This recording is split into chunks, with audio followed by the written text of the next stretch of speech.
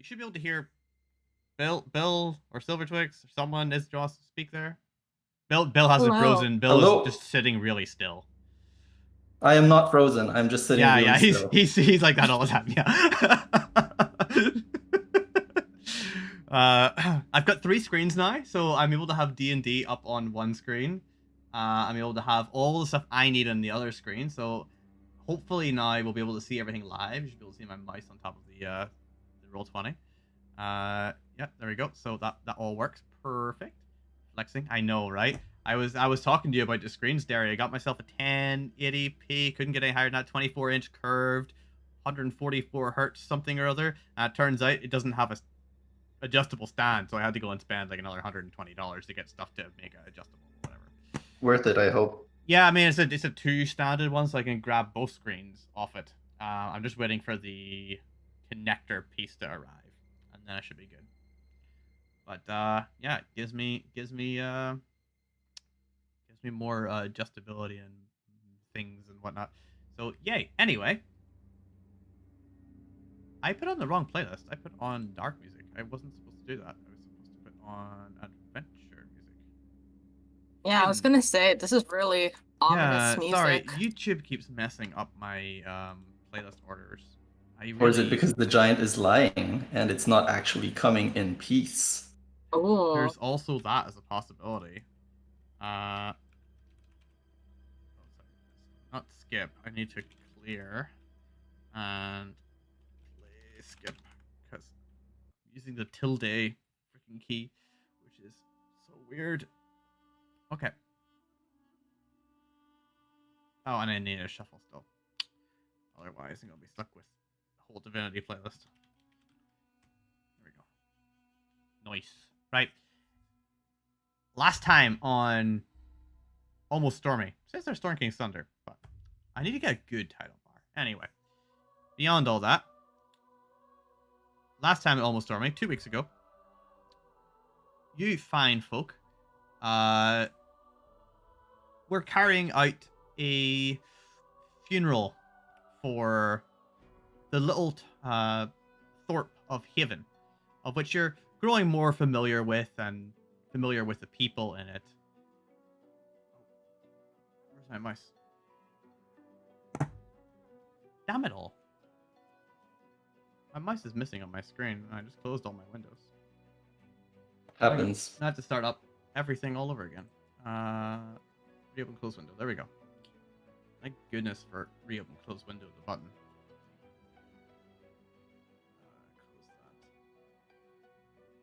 that. 20 reopen. Now I can swap the thing to where I meant to go. Anyway, last time you guys were in Haven, you met a whole bunch more people there. This little town here, Haven. Thorpe. Very tiny little place. Barely even 20 people there. However, recently some giants and ogres stomped their way through, stole a bunch of chickens and cows and a child, and trapezed off into the forest. You lot went in after them, fought them off, killed them all.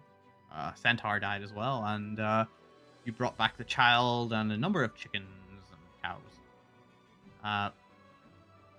Last session, you had some funeral arrangements for them. Do you want to give me a brief overview of what happened for that, from what you remember? Anyone? I'm just checking the notes. We bandaged some bodies. We dug some holes.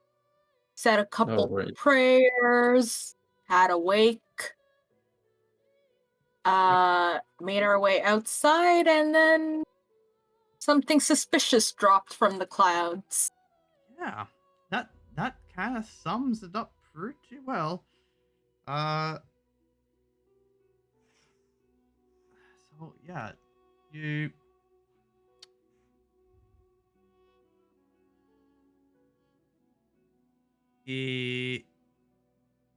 suspicious. Yeah, so at the end of the session, castle kind of floated over the sky towards just over where you were. The wake was kind of ongoing. You had some of the beer out in which the priest had been brewing. Do you remember the name of the beer, by the way? No. Oh, I wasn't aware it was named. Oh yeah, you specifically actually mentioned that it probably needs to get a better name for it. Let's find out. I gotta find it now. I gotta find it. Where is my Heaven? There we go. Dark amber one he calls Haven Husk. So you and the villagers have been drinking some of this Haven Husk during the kind of like funeral after. Is there a significance to this, or I'm just wondering if I should note it down? I mean, note down everything, every single little tiny thing I say. I'm just can't do that. You never know when it's going to be important. When someone is looking to import Haven Husk, you'll know that's the stuff the priest makes. Damn, that's good stuff. It's really not. It's actually pretty. I give it a 2, maybe a 2.5 out of 5. Oh, I thought it was gonna be out of 10. That's not too bad. Out of 10, I give it a 4. Solid 4. You know, it's drinkable, but it's not great quality. He clearly knows how to make alcohol, but not how to make good alcohol. But it's free beer, so you know, at the funeral, everyone. Just add sugar. Yep. Just add sugar. That yeah, it's getting that sugar. And then no trade. Then you can name it Haven's Heaven. This is true. Could do that. You have delicious Haven's Heaven, man. Clearly, we have an entrepreneur here. Yep. If only you had a trade riddle set up to Indeed. take that that one step further. Just as FYI, have you guys done a quick listen to the stream to make sure it's running properly? Because I had that problem with the divinity stuff on Friday. I just want to make sure it's fixed. I can hear you. I can hear the music. Can you hear you as well and everything? And all no horrible static misery. I can hear myself. Yes, I can hear Bill. Good stuff. Excellent. So, last, very, thank you, Sherry, as well. Very last thing that happened was a big kind of castle thing floating above town, and this huge figure slowly dropped down. And in front of you, 20 foot tall, dressed in big billowy robes, a huge staff, a kind of ceramic mask, like the hollows in Bleach, as you were saying last time, Bill, but with a smiling face on it, and it says, "Friends, hello. It is good to see you all." And that's kind of where we left last session.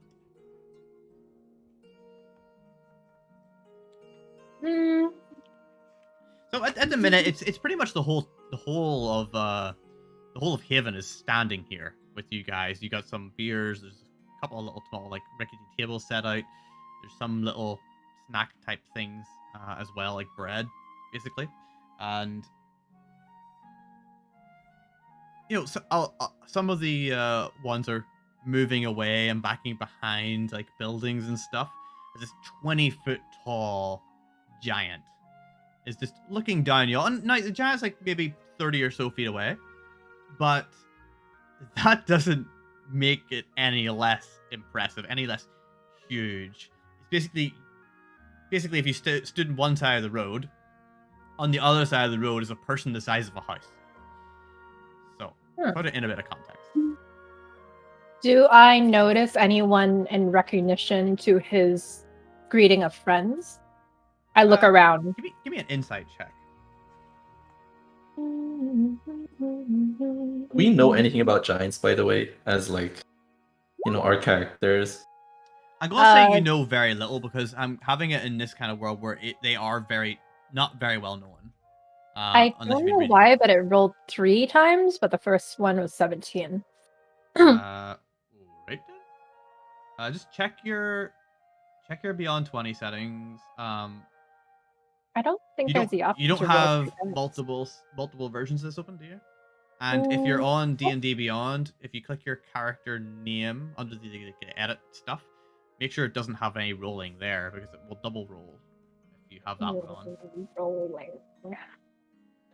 We'll take a 17. That's okay. Oh, by the way, you guys have one reroll for this session because GD, for some reason, bought one in the other D&D session last time. I told him he shouldn't be using it there, but I forgot to turn him off. So I'm giving you the free reroll from him spending it last time because that was my fault for keeping it on. Yay! On top of that, anyone else who's out there in the chat, we do have a system where you can purchase rerolls for channel points on the channel. You can either spend 750 channel points to get a reroll for any of the players throughout the whole session, or 500 for a reroll right now, as in like whenever they roll a d20 on anything. For example, if you wanted Niserie, who played by Isabel, reroll. There's a reroll anytime there from Sherry, so thank you, Sherry. Even I hear that now. That's amazing. Great, it works. So there's a second reroll sitting for you. Thank you.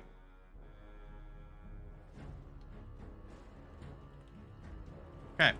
So the only stipulation is that the players choose if they want to use it or not. They do not have to re-roll just because you want them to. That way we stop people making the players re-roll a 20 and then getting a 1. Whatever they re-roll, they have to take, though. They don't get to pick the best out of each of them. But they can re-roll multiple times. Anyway, that's not going to make the game any easier because whenever you make them re-roll, I'm just going to make it harder. I mean, not saying... We'll see. We'll keep it balanced. I've done this stuff before for charity events, so it balances out okay. Oh, I need to change the starting. And yes, thank you, Terry. Thank you. Yeah. So your number was a 17, is that right? Yep. So, yeah, you look around and you see fear in a lot of people's eyes, either fear or caution. No recognition of friendship that you can see. Even amongst my own party members? Even amongst your own party members. I would say no recognition of who this person is at the very least. Each of you can tell me how you react to this being floating down and landing on the ground. Remember, it floats down. It's not a superhero landing style thing. Does he look kind of like an ogre, but bigger, or...? He is a 20-foot tall person, so kind of lanky, but not like frail looking, like pretty tough, strong, like got a lot of strength behind that. But Can normal humanoids be made as big as the giant through a spell? not that big. Hmm. As big as like an ogre. Is This is he- twice the size of an ogre. Is he like looking at anyone in particular? He's not. He's more just waving his hands across everyone, like friends, like towards I everyone. summon my steed. Isn't that a 1 minute cast time? Yes. Do you want to start summoning it? Noting that if Yes. you start summoning it, you're using the spell slot right now, Correct. not by the end. Okay. Yep. No. Lawrence will just be like, do you guys... You don't seem to know this guy. And he just kind of like awkwardly waves to the giant. Hello, are you talking to anyone in particular? So you're currently starting the summoning there, Isabel. Sorry, Niserie. He looks down at you, Lawrence. And you look different than everyone else. I mean, a lot of people here look different. You're a cat person in kind of heavy armor. You're well armed in comparison to anyone else here. Maybe with the exception of Vera and the town huntress as well. But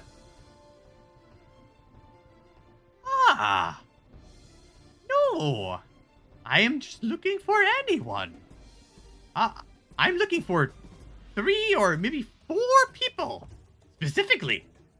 But friends. I'm sure. I mean no harm.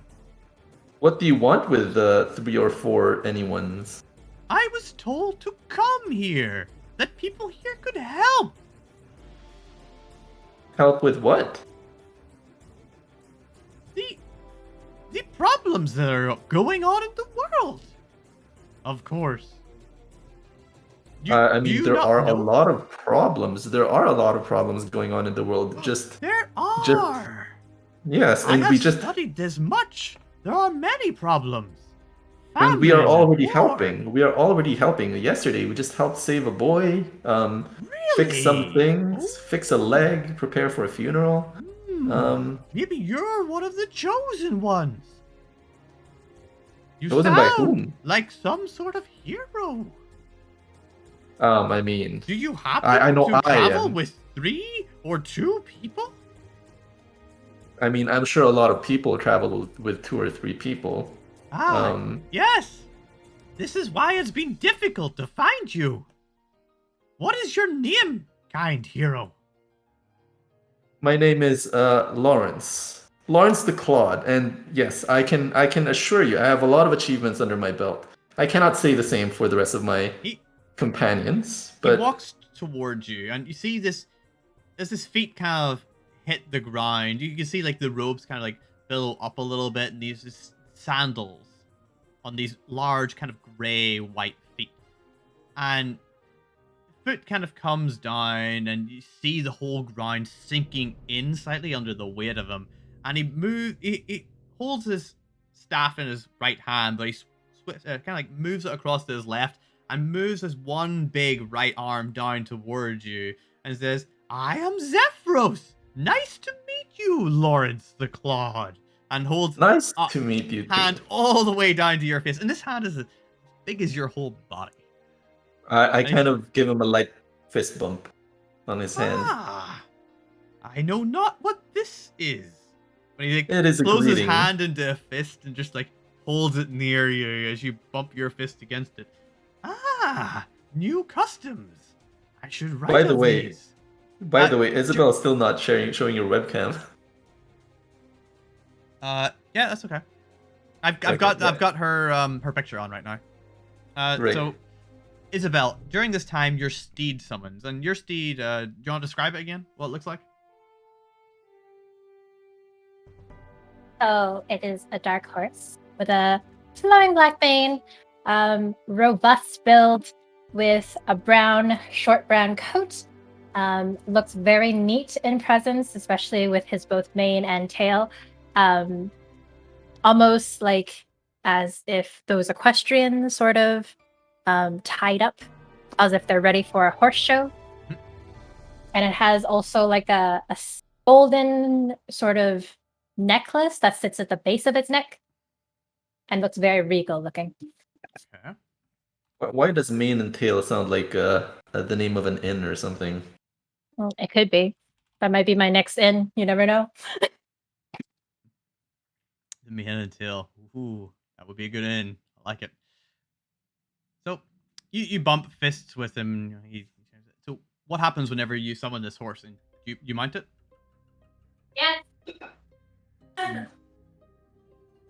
She yells from afar. Oh, did it not catch? Hmm? No, I said yes. Yes. I mount this. All right. Mostly in the background. I'm not looking to bring attention to me, but more so to sort of help with my lack of height. Not that it really matters in the presence of this giant, Yeah, but I mean, just to feel for comfort. Yeah. I mean, being taller helps. You're definitely a few heads taller. You're still not even as high up as Tobias would be. Getting closer, but this guy's like twice the height of even Tobias, and he's standing here, kind of holding his hands, like kind of like rubbing them together in like this kind of like worry or fear. Just like Bias or the tall guy? Tobias. Zephryos. Tobias is rubbing his hands together and kind of like a bit of fear, like kind of trying to make himself smaller and standing back a little. As, How do you spell his name? Sorry. Zephryos is spelled Zepyhros.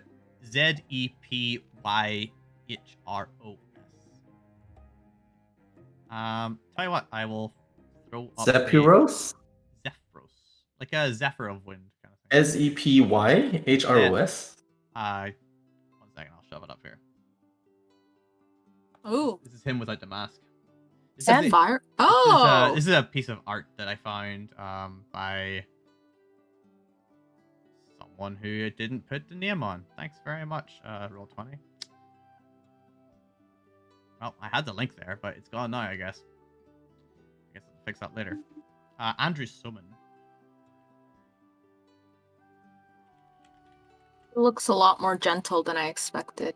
And He seems to move in a kind of gentle and gracefully manner.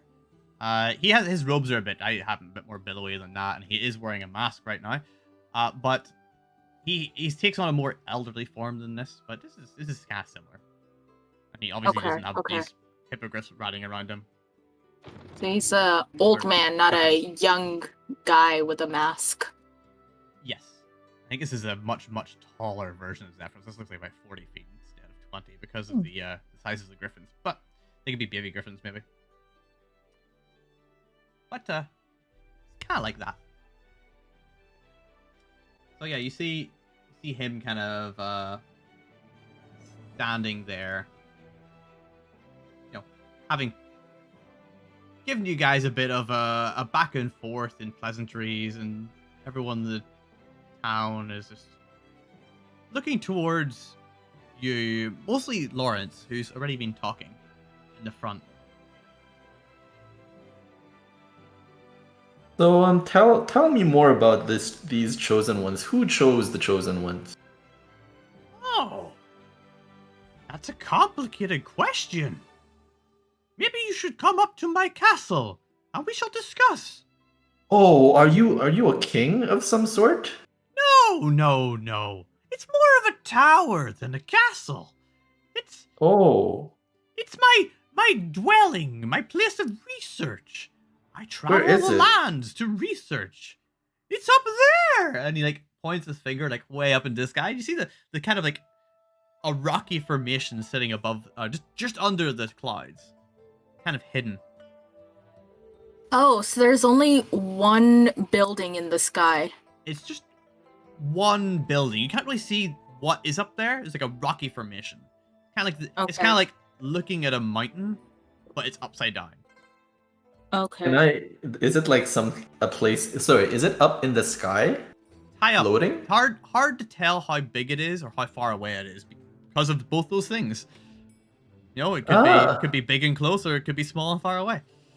Well, we are. Wait, is the funeral over? It's not, right? I mean, the funeral is kind of just like sitting there. Sorry, the funeral's kind of been going on. This is like the post-funeral reception type thing. Oh, right. I'm just putting your character tokens on to have something showing on the screen. This is not for combat, FYI. Well, is it something that we cannot discuss here? Because that looks like it might be pretty far away, and this town having recently been raided by a group of miscreants. I think it would be the people would feel safer if they had a little bit more security around, more muscle. You know what I mean? Ah, well, perhaps we can inquire upon that with some questions. If you come up, I will help answer what you have. But I want to find out more if you are the ones who can aid me in this quest. But I would rather talk to you up in my study, where I can show you my resources and my texts behind it. Well, do you have any way to provide some security to the town while we do that? Because my family is staying here, and I also want them to be safe. Perhaps. Let me ponder upon that for a moment. And he walks back a few steps and sits down on the ground, crossing his legs beneath his robes, and sits and puts his hand under his chin and just thinks, his staff kind of laying across his knees. Yes. He's gonna do this for a while, so Okay. So I guess I go guess back to the funeral Niserie or whatever. will like perk up based on the fact that he's been mentioning tower and research. So she'll probably go up to him, fully confident on her steed, Mhm. and ask, "What kind of research do you do?" The nice thing Oh, actually, is, before then, she would introduce herself. So she would she would. Does she know any customs when it comes to giants? giants. You can give me a history check for customs on giants. It's be a hard one because not too much is known about that. Nope. 9. You Make have a sure. reroll as well. Yeah, make sure as well you change your Why your is it roll so thing to roll twice on the Beyond Oh, 20. Always roll twice. Okay, so the first one is rolling twice, which is the Oh. 1820, and then the second Sorry, one is yeah. 9. I don't know why We're it's going. coming We'll up. take the first one. So 18. Why is it showing up still, though? 18 is enough to kind of tell you that you'll know that each giant has their own customs, but you don't know specifically what customs cloud giants have. However, what you will know is that they're more amiable towards people and less destructive in general. So I think in that case, she would go with the most common greeting. They keep to their own for the most part, cloud giants. Okay, so your most common greeting kind of just being perhaps a bow. You know, you know he owns land, even if the land is in the sky, maybe. Curtsy. A bow works as well. Curtsy is more of a servant kind of thing to do. Oh, really? Oh, I didn't know that. So as a noble greeting someone that owns land, I think she would go with like the most common greeting that she has seen, especially since he's done research on people, I'm guessing. So he would recognize that as a form of respect. She would then introduce herself saying, "Greetings, I am Niserie Satonn. I overheard your mention of research, and I'm wondering what kind of research you're involved in." And his eyes kind of like flicker a little bit in kind of in confusion, and he looks towards you, kind of surprised at you having suddenly been there. And he is still, he's sitting cross-legged, so you're much taller up now than you would be had he been still standing. You come up to maybe about his elbow if he has his arms down. Mm-hmm. Still quite a bit up there. And he looks across at you and says, "Ah, greetings, Niserie. What a fine steed you have. Ah, it is summoned, is it not?" Indeed. As a fellow scholar myself, I do a lot of research when it comes to magic and spells. See him slowly move an arm out towards you, and this huge fist comes right up, about 3 or 4 feet away from you, and he holds it out towards you. "Greetings." Does he try to do the fist bump that Lawrence did earlier? Looks kind of like that, yeah. As a noble, what would I be inclined to do in that situation? I don't think it would be a fist bump, but the fact that he has it closed, I don't see it being a shake either. You give me an insight check. Okay.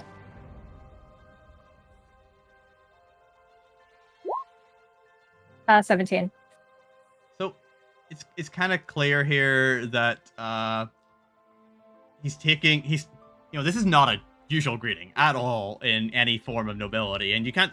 It's a very much a street kind of thing. Like you can't think of a way of how this giant would know this greeting outside of what Lawrence has showed him. So he's trying. He must be doing trying to do the greeting in repeat, thinking it's your custom. He seems to be doing the same thing you're doing right now. Yeah. I think in that situation, to avoid embarrassing him, she would just relent, kind of wincing at the idea, but doing it regardless and just fist bump him lightly. Yep, that's fair. You can do a chest bump too if that's what you prefer. Oh man.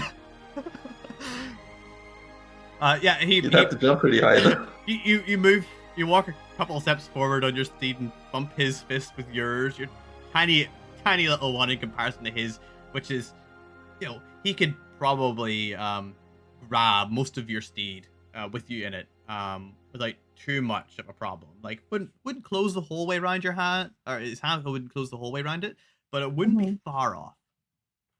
Yeah. Again, the picture looks a lot bigger than what he actually. So she would fist bump him, kind of wince at the idea, but internally, and then blame Lawrence internally. Oh yeah, for sure. Good old Lawrence. Well, I mean, how are you gonna shake his hand when his hand is as big as your body and bigger? I mean, I'm not saying it's a bad idea. It's perfect yeah, idea for this situation. Customs. She's like, what do you want to hug him or something? You haven't put your arm around his neck. No. Again, it's not like it's a bad idea. It's just the nobility training in her is like, kind of thing. What was the last thing you said, or what's the thing you're saying next? Oh, but the fact that she introduced the fact that he praised, he mentioned her steed, and she was like, "Oh, I'm also a scholar interested in magic and the research of it. I'm very curious as to what kind of research you're conducting." Ah, yes. Well, for the past many decades, I have been conducting much research on magical artifacts across the Moonshay Isles. However, recent events have called my attention and my interest. I, too, am one who studies the arts of magical craftwork. Perhaps you should join me up in my tower, where I can show you my works, and we can discuss further. You seem to be one of these people I perhaps am looking for. At least you seem competent in your art. Sorry, which isles? I'm just The Moonshay Isles. Moonshay. Do I know anything about the Moonshay Isles? Yeah, you can give me a history check on it. Man, this is like a nerd battle. I know, right? Nerd battles are the best battles. 23. The Moonshay Isles. It's an archipelago. What do you call them? Archipelago? Archipelago. It's an archipelago. An archipelago. By the Sea of Swords, according to Wikipedia. And so, very heavily human-based area. But it is, I believe, far to the west. Am I right in that? So he studied the Moonshay Isles? He's been studying An artifact. Okay. Artifacts in You the Moonshay Isles. Did you say beyond the Moonshay Isles? Or With it around the Moonshay Isles. Why is it moving 3 times? Southwest. So on your main map, they would be southwest of the map, outside of the map area. So if I quickly jump across to it, just to give you a little bit of a thing for it. So that's your map. I see Corin Archipelago. Yeah, so it'd be kind of down that way, a bit more southwest.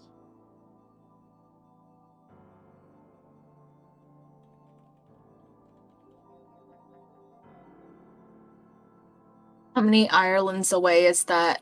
It's got to be at least 1.5. It is way more than 1.5 Irelands. Remember, the High Forest is like Ireland, right? Yeah. So I'm measuring in high forest. The Moonshay Isles are about 200 miles on their own. So I feel like Ireland is becoming a unit of measurement here. It's a great unit of measurement. I've got a map here. Are we including like all of Ireland, like Ireland and Northern Ireland, or just Ireland? Yeah, the island of Ireland. Okay. Oh, you know what? That is actually that Corin Archipelago. Bill, this is the one word you can pronounce and I can't pronounce it, and I am disgusted with me. If you check out my stream, you have higher resolution. I'll send you guys a link to this. But the Koran archipelago thing is the top portion of the Moonshae Isles. The entire thing is the Moonshae Isles. Oh. Oh, so the Moonshae Isles are part of the Koram archipelago? No, the other way around. The Koran archipelago is part of the Moonshae Isles. Exactly. Oh. Yes, I will. I see. Where is this thing? There, players only chat. There's a link to the main map thing there. Nice. It's a bit big for the Roll20 because it's like 25 megabytes and it takes up way more than what. Like, size of everything is smaller areas and stuff. But man, there's a lot. This world is huge. Every time I look at a map, there's like more in it. Anyway, useful enough. So sorry, what was your So question? I guess beyond geography, like, is there anything specific or mostly like mystical in nature about the Isles that she would recognize that, oh, like he's probably looking for this type of artifact or like its connection to the Isles? I don't think you would know really what any individual person would be looking for. Like, there's a lot of things that happen across everywhere. The Moonshae Isles themselves are so big that there's not anything that's super specific to them. Mm-hmm. Like, it'd be So I guess like, what she would ask, like, what kind of artifact are you looking for? Or what kind of artifact have you been researching in the Isles? Well, I've just been going around and cataloging everything I can find. I am a real history and artifact buff, if you were to say. I just look for anything at all and record it in my many tomes. And then she's like, she kind of puts a hand to her chest and she's like, your library must be amazing then. Well, I wouldn't say amazing, but it is a work in progress. I can appreciate your humble, your humility. There you go. Oh, that is very kind of you. And then I guess she would also continue in saying, I think the predominant concern for my companions is the safety of this place. And once that's been secured, I'm certain that they would also be interested in visiting you in your tower. Yes. Perhaps there is something I can do in order to ensure the safety of here while we meet. Yes. Perhaps a few days of safety would be of benefit to you. I have some creatures that may help. Just keep the area safe. However, they are quite wild. They might not really do what I say. I may just carry off some of your livestock instead. That would be a fair shame. I must ponder this better. I'm not sure how to best. Really not this. Would I inspiring know? confidence. Would I know of a spell that would be able to suggest anything that would be able to help him? Like, I might not know how to cast it myself, but have I read something in You will definitely know of any spell that is 3rd level or lower, and you'll probably know basically any wizard spell you will know of. Okay. But you know that not all wizards can cast all spells because it takes so much studying to learn them, right? Of course.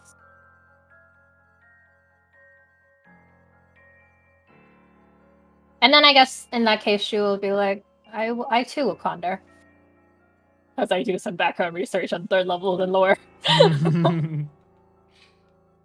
Lift spell with like some kind of I mean, that'd teleportation. Be more warning.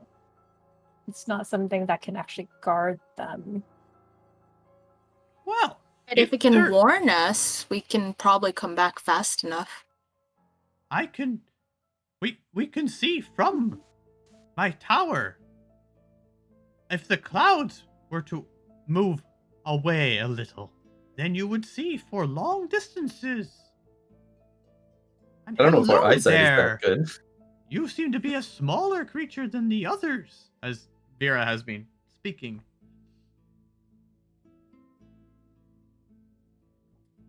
You seem to be conjoined with this other creature. They're Are you perhaps symbiotic. a centaur? No. I you have hop two off heads. Walt. Oh my! You I have hop off disjointed Walt. yourself. We can combine. Yes. This is my companion, Walter. He is like a friend.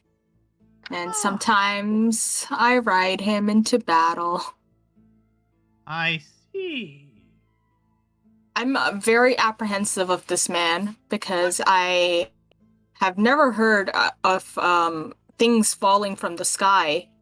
Me, myself, being so close to the ground. Sorry, do you say that, or is that what you... No. I'm describing Vera's opinion. Yeah. But she sees that Niserie and Lawrence are being pretty friendly with him, so she judges him to maybe not be a hostile threat. He doesn't... Yeah, you can give me an insight check. You've got pretty good insight for, danger and stuff, right? Oh, do I? I do not have good insight at all. That's a 4.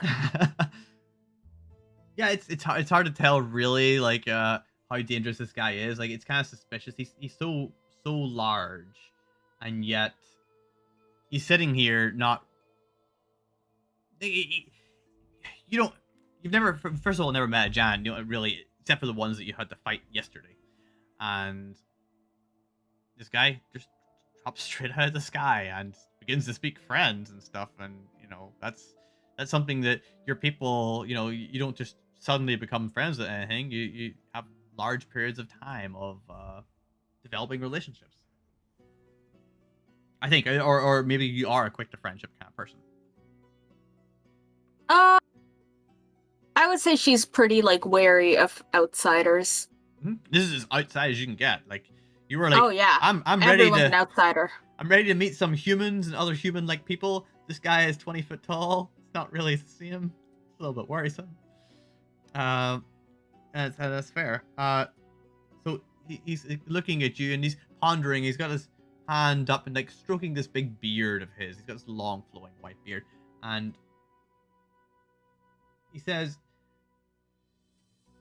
"Is your companion perhaps another person who can speak as well, such as yourself?" Walt yips. And I say, "Oh, no. Walt's not the most fluent with words, but he is very smart, I assure you." And Walt kind of does a little trick, he rolls around and then pops back up. And then he sniffs his butt. He can't reach his butt. He's too long. 3 or 4? He says, kind of just thinking to himself, just speaking out loud. "Well then, I guess it's settled. You are the ones I have been searching for. If you meet me up in my tower, we can discuss after you have sorted your plans for keeping your little... What is this place? A village? Or... Reroll! Reroll! Oh, there's a reroll. Thanks, GD. Is it some sort of smaller... Once you sort to keep it safe, you may come up and visit me. But for now, I must go and ponder further, and How look do we into my get there? texts. Oh, I will bring down a stairwell for you." And he How long does it take to get there? takes his staff and strikes it on the ground, the bottom of it. You hear this cracking noise as the top of the staff kind of shoots up in this bright light for a second. You see the clouds spinning around the castle up the top. They're kind of the rock formation that you see anyway. And they spin and kind of create this almost hurricane-like things, but slow moving, as they move underneath the rocks and spin all the way down to the ground, forming this large white staircase that spirals the whole way up to the tower. Please, visit me when you can. I will wait up there for you. Have no fear. I will stay until you are ready to come up. Whether it be today, or tomorrow, or sometime later this week. But I'm not sure how What much I can about say next after week? that. I'm not. Okay. I might be busy next week. I have many things to take care of. But it would be very good to meet you personally in my tower with my researches. And we can discuss further. And I can answer any of the questions you have. What if Niserie goes up and finds out more? We take care of security around here. How long does it take to get up, anyways? If we see any threats to the Thorpe, how long will it take for us to get back? It's merely a few steps. If you have such a wise wizard as Niserie here, I'm sure she has spells in which she can drop you all nice and softly and easily. However, I will meet you all up there. I look forward to it. And you see him. How do we get in touch with you? He casts a spell in this area. Oh. And he touches his chest as he casts a spell. You may get in touch with me by coming up to my tower, of course. And he lifts off into the air and flies straight up.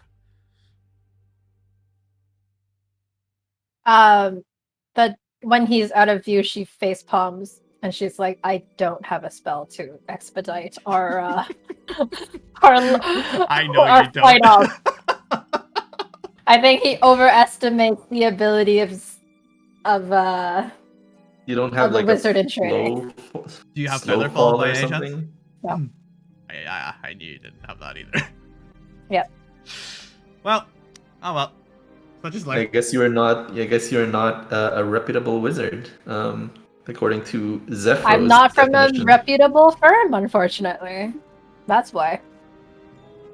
Exactly. We can't all have won 100 battles. 1,000. Oh, sorry, Apparently. sorry. That doesn't mean I can cast magic, though. At least not yet. Oh, very unfortunate. Actually, no, I Something do we have need some to, magic. Study up on then. Quick question. Message. 100 feet. Am I able to imbue something with either sending or message to use as almost like a walkie-talkie? Can it be Like a utilized spell that The way? sending spell kind of works like that. Okay. Take a second on the spell, I think. There is also a magic item that does that kind of stuff. Let's see.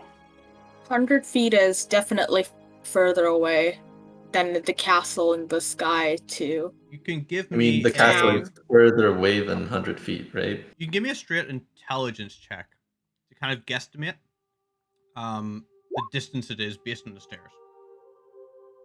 15. You figure it's probably somewhere between 800 to 1,500 stairs or something. You know, you kind of like give a good bulk estimate of like it's like 100-ish, and they're like ordinary step size stairs.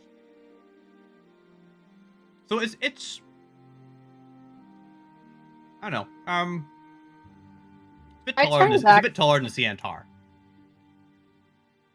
I turn back to my team and I'm like, after some pondering, there's only a few things in our arsenal that I can see using. One of them would be an alarm spell, which I do fortunately know, which can set an alarm against unwanted intrusion, choosing a door, window, or an area within range that is no longer than a 20-foot cube. However, it'll only last 8 hours. And you can only protect one house with it, from the sounds of it. Well, the idea being, like, if it intrudes in this area, we'd be notified of it. If there is a door to this area. No, area. Tobias. Oh, you is, said. Oh, I thought you said door, window, or something. Door, window, or area, Yeah, but Oh, it can't right. span more than 20. Yeah, and this is a large kind of area, as it were. So if there were, say, more ogres charging in from the north like they did last time, you would have a hard time having an alarm. I mean, we can tell them to run to this area if they're in danger, and I that would kind mean, of send an alarm. Panic button kind of style. Yeah, Panic exactly. Good button. idea, actually. Unfortunately, there is limited things that I can do after that. It's a ritual spell as well, though, right? So Yes. based on the rough distance to get down from the castle, how long would it take for us to get down here if we were to like If you were to jump, it would walk take you down about 10 here? seconds. Yeah, obviously if we can't jump, right? Because like we don't have the feather fall You thing. can always So jump. I mean, right. Shouldn't necessarily do Just- it, but Tuck and roll. Realistically though, if we were to walk down the steps, how long would it We take? would probably want to ask him for assistance in that case. I don't have a spell that would enable us to expedite our return. Perhaps it's something we can talk to him about, or you can talk to him about. I mean, the other option is for like you to go up and talk to him, find out what he wants, and we can stay here and make sure. Not sure how productive that would be, considering how he keeps on insisting to invite all of us up there. Or we can do it one at a time. Take turns. That would take a lot of time Would it that though? I don't think we have actual time for. you see Tobias approaching you kind of nervously, like not wanting to interrupt your conversation, but quite obvious that he wants to speak to you. Yes, Tobias? Oh, sorry. That was an interesting encounter. Quite. I have not seen this before. It worries me a little. Well, he seems to mean no harm. Yes, and that is a good start, of course. If he wished harm, I'm sure he would have brought harm with him. Perhaps. But, yes, if you are discussing about whether you should stay to protect us, have no fear there. I'm sure we can deal with things as they are. And how did you deal with things last time? Wow, Lawrence. So savage. We were not fully prepared then. And what preparations have you made in the last couple of days? Well, Birgitta is around, and I'm sure they won't come back. It was a one-off event. You took care of them. I'm sure that possibly it. Well, let's start here. What is the history of attacks on Haven? This is the very first one. There has never been one. There have sometimes guards are looking for bribes, but no other attacks have taken place. Well, if you can keep if we can have someone keeping an eye out to make sure that you can evacuate the village quickly enough when there is any sign of danger, I think I would feel more reassured in leaving my family here as we go and talk to the giant. Yes, of course. Almost like a group of watchmen. Exactly. Thor watch? Yeah. And if you can build like a small tower so that they can see further away, that would also help. That makes a lot of sense. We have been putting some of our efforts into trying to build up some trade routes. We haven't really been thinking too much on defenses, admittedly. Recently, it is something that perhaps we are going to have to consider more.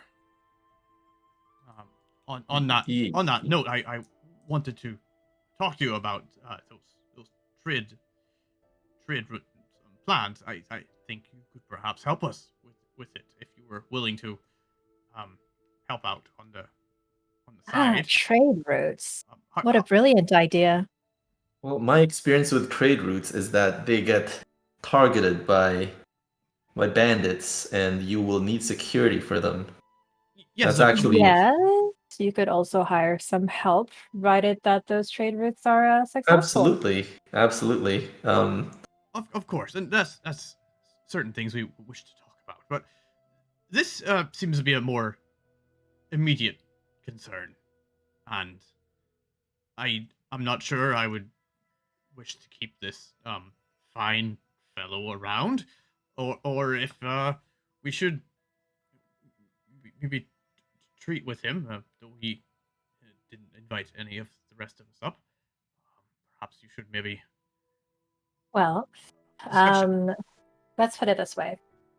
I can set up a spell. Almost like and not to be alarming, like a minor panic button to alert us should anything happen. It'll take me a bit, around 11 minutes, I believe, to cast it. And from there, you should have... And another thing, so is it from the point of me casting or after I finish that the duration is 8 hours? It's only a 1 minute cast time, right? I don't have it prepared, so 11. 11. It's after it, whenever Okay. you finish casting. And so it'll take me 8. It'll take an event for 8 hours. We should have returned by the 8 hours. I think that is a reasonable amount of time. And in the event that something happens, our brave Lawrence has volunteered to jump down from the heavens to protect you all. I have not volunteered that. That is a lie. Cats always land on their feet, Lawrence. Indeed. They land on their feet, but they don't always survive. If it's from that high, I've I seen a believe lot of in people you. do I'm that. sure the Cloud Giant will be able to assist. But yes, in the meantime, this shall be our precautionary measure. I'll mark out the area in which this takes into effect, and provided that there is some true danger, please step into the area. Is there a range to that alarm spell? Yes. You can cast it as a ritual, which means you don't need to have it prepared to cast it, right? She, Yes. She's doing that, yeah. And Um, the range is only for casting it, but there's no range after. So you can No move away. larger than a 20-foot cube. Yep. Oh. Yeah. A mental alarm alerts you with a ping in your mind if you're within 1 mile of the warded area. Yes. It seems to be less than a mile away. Oh, okay. Okay, that's not too bad. Okay. It's about as tall as a centaur. Okay, okay. Alright. But it's high. Alright, I guess we can go then. I thought it was further. I like to describe things in wild ways. The clouds are pretty low today. Yeah. I don't think we could breathe up there if it was a mile. All right. I am on my steed, and I start going upwards, I suppose. Wait, are the stairs still there? Yeah. Well, How after- well is I- your okay. steed on stairs, by the way? Because I've seen creatures with 4 legs on stairs, and they did not like it. He is a sped. Cats are okay with going upstairs. Yeah, but cats are also low to the ground. Not this one. True. Lawrence when you're- gets on all too late. 4s and climbs up the stairs to prove a point. It's like a child. You gotta get on all 4s to climb up the stairs faster, though. Of course, you know when you're a kid, and you're like, you gotta Oh, run up the yeah. stairs quick. You do it in your hands, and you're like, and it's cloud, right? So the stairs it's kind of like feels like carpet that you're moving up. Oh. But it's like a Can we Soft roll carpet. upwards?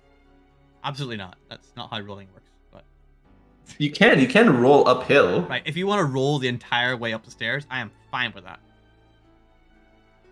Maybe we can roll down when we need to come back in a rush. It's a good idea. Alright, let's So okay. it's probably wide enough that 2 of you could stand on them if you had to, but not advisable. That's kind of how okay. wide the stairs would be, right? So not advisable for 2 of you to stand on, but you could if you had to. Oh, and there's no railings for safety. There is no railings for safety. This is Star Wars. Okay. Oh, scary. Okay. So if you're on Oh, roll scary. 9, you roll off the edge. Just saying. Good thing cats are not afraid of heights. Aren't they? No, they're not. Hmm. Oh, you know, maybe they're just super brave, but they're also terrified at the same time. Maybe. Cats are scared of everything. I think they just spite height, and they climb things in order to spite gravity and height. Like, I hate you so much, I will climb you. That kind of thing. Because you climb Okay. things that So- you hate. Yeah, exactly. It's just like I eat things that I hate. That's why I eat things like broccoli. Oh. Yeah, I mean, that's Powerpuff Girls pretty much taught me how to do that, so this is the way. That's All right, let's go. Yeah. Well, first of all, in this area, you're going to spend 10 minutes and cast the indeed. alarm spell, right? Yep. Okay. You don't need to concentrate on the steed, right? No, because that is also a ritual casting. It doesn't say anything about concentration. Cool. Right, so you begin to climb these stairs. Your horse is fine for this, actually, because it's not a real horse creature, so it kind of adapts. You see its not elbows, but its shoulders kind of pop a little bit unnaturally in order to climb the stairs. It's looking like some sort of freak monster now, but Wow. still your horse, your nice black Wow. mare, but it's got these weird shoulders that kind of protrude outwards. Very Like a awkwardly. football player. Yes, very much like but two football players attached together. Anyway, who's going up first? What's your kind of order? Vera, are you riding on Walt or? I'm not gonna ride on Walt. I'll be side by side with him. Walt is good at climbing, though. He's got 40 feet climb. Yep, he does indeed. You said it would never come in handy. It comes in handy now. But Alright. here it is. This is it. This is what Walt was built for. Stair climbing. Yeah, just wait until Walt has to scale a cliffside, and you're just gonna see a dog walking Yeah, up and a then cliff. it'll be Skyrim rules. It'll be perfect. Yeah, I won't. How steep is the stairs? If I rode on Walt, would I be perpendicular to the ground? No. There's like an emergency stairwell. They're normal people stuff. Okay. Walt's big enough that you'll be like a 30, 45 degree angle. Oh, okay. Yeah, then I'll ride Walt. All right. Yeah, They Lawrence. gotta go in a Lawrence circle. would probably stay at the back. Let Niserie and Vera go first. Being a gentleman and that kind of stuff. Not gentlemanlike at all. What? But It's gonna break our fall if we start sliding downwards. Yeah. sure. Well, Niserie Is seeing Niserie Lawrence wearing a is- dress? Is that what's going on? No. Whoa, Bill, come on.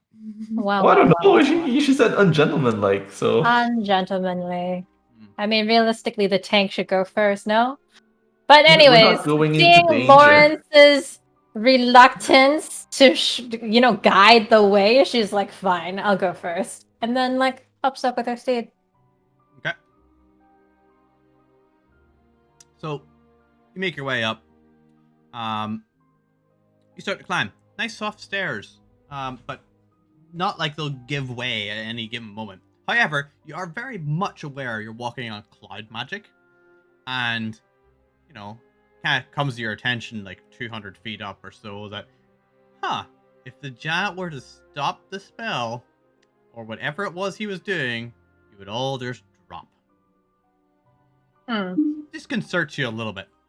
But you continue because, well, if you're going to drop from this far, you might as well drop from higher up.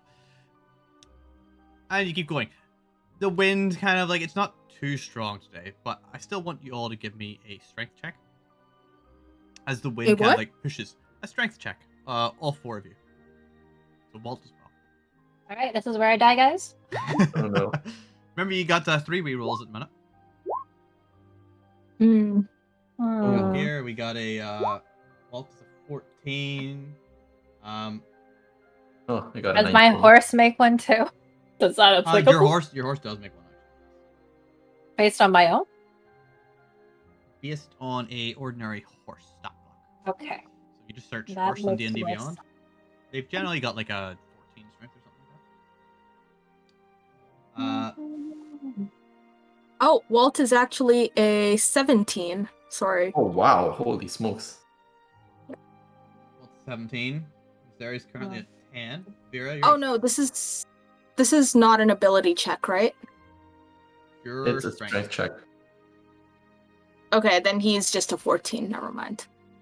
I can't roll it without it freaking out on me. Great. It's still an ability check. It's just not a skill check. Oh, okay. Okay, then it's still a 17. Sorry, All right, my riding horse says 18. your riding horse is 18. Okay. Yeah. Okay. So, and Niserie, you're in front. Is that right? Niserie's in front. Yep. Yes. Okay. So, Niserie, you're making your way up, and this gust of wind kind of like hits across all of you, like this huge zephyr, just like kind of like blasts across, making its way around this whole area of the clouds, and you kind of drop to one knee, one hand kind of grabbing the stairs in front of you, one knee hitting the one in front, as you kind of like just fall from a bit of turbulence there. Wait, I'm on the horse though, no? Good point. You can't drop the one knee on the horse. That's crazy talk. However, you do like wrap your arms around. Sorry, my brain doesn't work ever. You kind of get like moved off. Actually, because let me see, because you're on the horse and Vera is on Walt, you would have advantage. Both of you. Doesn't help Vera, but helps you. You kind of, because you're gripped there and you've got an extra bit of hold. You kind of just like grip on tighter onto the reins that you like summoned with the horse, and holding on tighter. Vera, Walt is able to hold down there, and you see that gusty doggo face going where the wind is like blasting in there, and he's like, but you kind of sweep backwards into Lawrence, sliding just off the back a little bit of Lawrence, or off Walt. Lawrence reaches like a hand out to kind of like keep her steady. You're saddled a cavalier. Does that do anything special for this kind of stuff? Like, Oh, you can't dismount me. yeah. So you're while you're like sliding backwards, like hitting backwards. Lawrence like pushes you forward a little bit, but your legs won't come free. They're kind of like stuck with the suction of magic to the saddle. So you're not able to come off that, and Walt is able to keep moving forward in the Wimbledee doggo kind of meme face. Oh yeah, he's having the time of his life. Like his tongue is rolling out. Oh yeah. It's like dog sticking head out the window. Oh yeah. It's like the best day for Walt right now.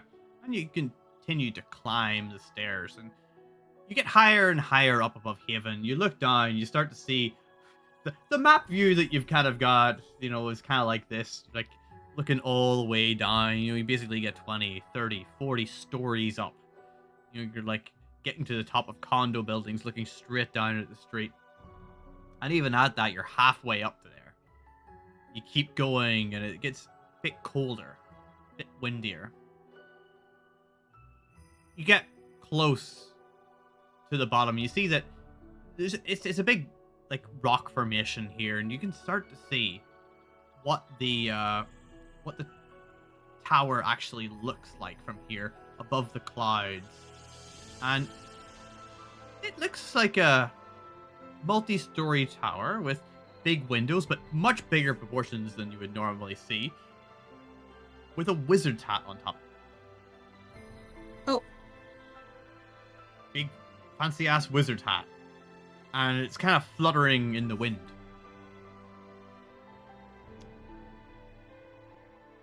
Okay. And I'm just gonna bring you across to the sheet for it, and I will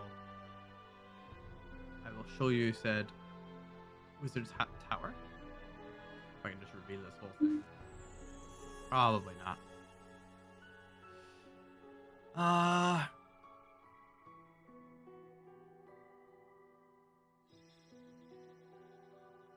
we go. Can you guys see that? Oh, nice. Oh, it's kind of like Ooh. it's kind of dark and silhouetted because you don't have the dynamic lighting in that area, but It's kind of from underneath. You're looking up at this tower, and it looks like this. Just to note, each of those are 10-foot squares. The big squares are 10 foot. There's like mini squares if you zoom in. But as you make your way up, I want you all to give me Constitution saving throws, because not just the effort coming up here. Like you're all, well, I mean Lawrence at least is very strong, but it's also the cold, the kind of fear of it, because it doesn't matter how tough you are as a person, you're climbing 1,000 feet up with no railings, and someone can just drop you at any given time. There's like a anxiety and a tenseness to all your muscles. It's only when you actually touch stone ground again that. I'd like to use one of the rerolls. Yeah, go for it. Yeah, I remember. I will anyone. use one too. Okay. Would it affect I'm- my spell I'm good. force? Walt is an 11. Yeah, horse and Walt as well. I will use another one of the rerolls. Wow, how many? Did you just use up all of them? That's No, three. I just used 2. Yeah, there's so- three rerolls are gone if Niserie used as well, which means we got no rerolls left. Yay! it's, That's what they're for. That's what they're it's for. what they're for. He's right. Give me a second. So would it just be a con? Constitution saving throw. On saving throw. On the Oh, horse. sorry. I did the ability thing. Sorry, my bad. So I don't have to use the rerolls yet. It's too late. You're right. Use the reroll. What? But no, my con is +5, so I actually have better. Oh, I My know. con save. I'll make you use a Constitution saving throw anyway, but you use the reroll. But I used the ability check, not the save. Yeah. Okay. Give me a saving throw. I know. My usual rules are you gotta roll it right. All right. Yeah, so 20. I wouldn't have done a reroll on a 20. Ugh. Just the fact that you're saying to use the rerolls and then no one else is using them because you've used them. You're No, putting they everyone can else. still use. Dear. Right. It's a +1. I'll have to manually roll it because Yeah, go ahead. that's fine. D&D Beyond keeps on like flashing the refresh again. What? And Yeah, I I'm actually gonna get figure out what that is. I don't know. Maybe try and reinstall the D&D Beyond 20 app thing Yeah. at some point. It's probably that. Roll 1d20 plus 1, I think. That's your 10. horse? Yeah. Sorry, what did Vera? Was that Walt? Was 8 plus something? I mean, Walt can use the reroll if he wants to, I guess. Oh. Yeah, Walt is your He's an character. 11, not an 8. He's an 11. Okay. Yeah. And then you got 22. Yeah. So Walt will suffer 1 level of exhaustion. Oh no, Walt. It's so much whip. I don't know how to exhaust him. I don't know either. just remember it, I guess. If he's doing skill checks, it's a disadvantage. Okay. And you guys reach the top of this tower. Why is my tire messed up?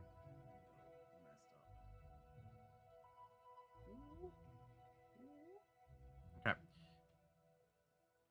I'm messing up all my Internet Explorers because the awkward way of resizing the screen here. Okay, so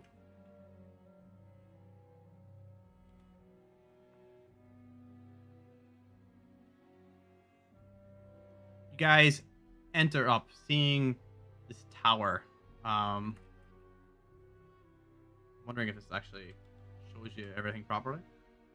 Yeah. So new dynamic lighting. Hopefully it doesn't lag. If it lags, let me know. But it's a very small map, so is it not? Not showing the other thing.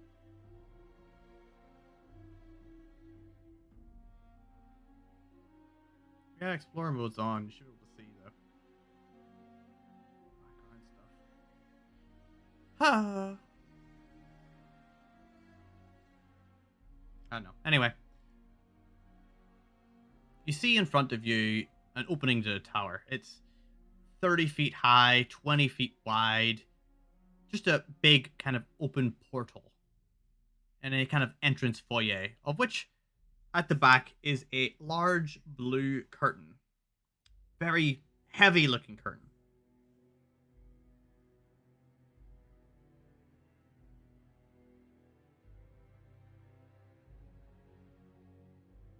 You're all like maybe a little bit out of breath up here. You're currently still standing on the clouds, but it looks like solid, kind of like cobblestone inside. Or not cobblestone really, but stonework that you would find in maybe like a tower or a fort. Like a castle. What are you doing? Is there any device to the side that we can ring like a doorbell? Just a big open portal with a curtain in there. You don't see anything else that you could like ring or knock on, or anything else to announce your presence. Now, you would probably have only left Zephyrus maybe about half an hour ago. You know, after you did the alarm spell and all this other stuff. Yeah. So, didn't he? I'm probably misremembering, but did he give us anything prior to him going back up? Nope. I'm just Okay. gonna shout out, Zephryos, we're here! You give a good shout, and you kind of the wind kind of seems to almost carry your voice away while you're outside up here. If you've ever been walking around the outside of the CN Tower, you'll know how windy and loud it is. All right. I just go up to the portal and go through, or try to. Yeah, no problem. Go for it. You can just walk through the portal, and you kind of like your feet touch solid stone again. You get an almost immediate feeling of ease. You know, like, oh my goodness, I've been walking on clouds for the last half hour, and I'm so glad I'm on proper ground again. You know, it's just like Yep. it's not something you'd ever have experienced before. It's not even a willing feeling that you want to have, felt. It just happens, and it's kind of a little strange. You guys can't see that map, yeah?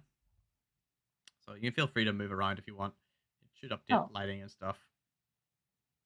Oh, I'm so small. All right, hang on. And you're on a horse, I'm aware. Yes. Yeah, so the big squares are 10 feet, so like it's split up into little squares as well. And it is very much ginormous. Like it's a big 30-foot tall portal. Yeah, so you guys are down here. I guess, yeah, Oh, Lawrence I would know why I also didn't go in. come to you guys, because I had it on a different layer, so sorry about that. So you're going through the curtain as well? Yeah, why not? Sorry, that's the curtain. That's Yep. the curtain. Yeah. So This is the way, right? you make your way through the curtain, and it's heavy, but you're able to pull it out of the way without really any problem. And you enter into huge seeming room. Like it doesn't look big on the picture, but whenever you take into account your size in comparison, it's pretty huge.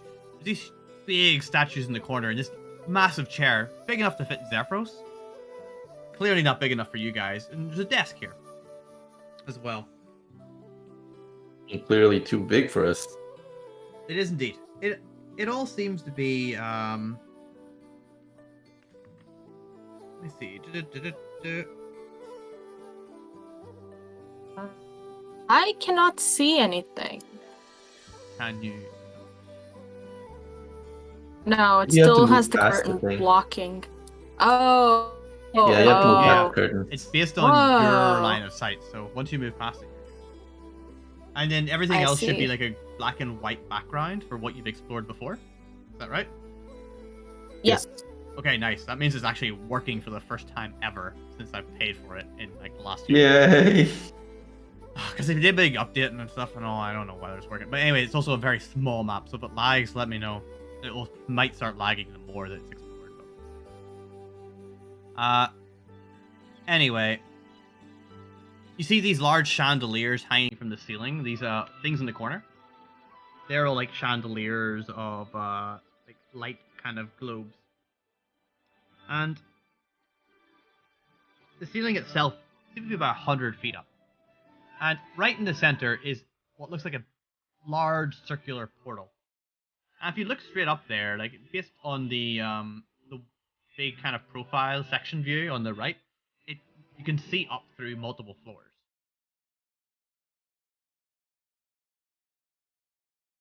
Nice. You can, if you were to stand underneath that portal, you'll see the whole way up. Desk is currently Ooh. empty. Yeah, that's kind of it. I guess Lawrence is gonna shout up through the portal and say, "Zephryos, are you here?" Shut up, you. Hear this reply back saying, "Oh, hello. Hello. Who goes there? Be you friend or foe?" We are the friends you met earlier. Oh, Lawrence, Niserie, and Vera, and Walt. ah.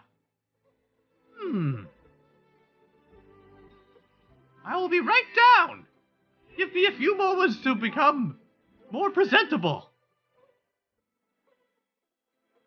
Okay. You guys doing anything? Just looking around, I Yeah, guess. just observing the room. It's, you know, What are these? those are like just large stone statues with kind of masks, kind of resembling have 3/4 size images of the cloud giants. Like one's got a sad face on, one has a surprise face. Or like a happy surprise.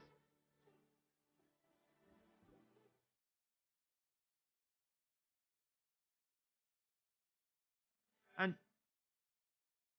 you see this kind of like shadow coming from above.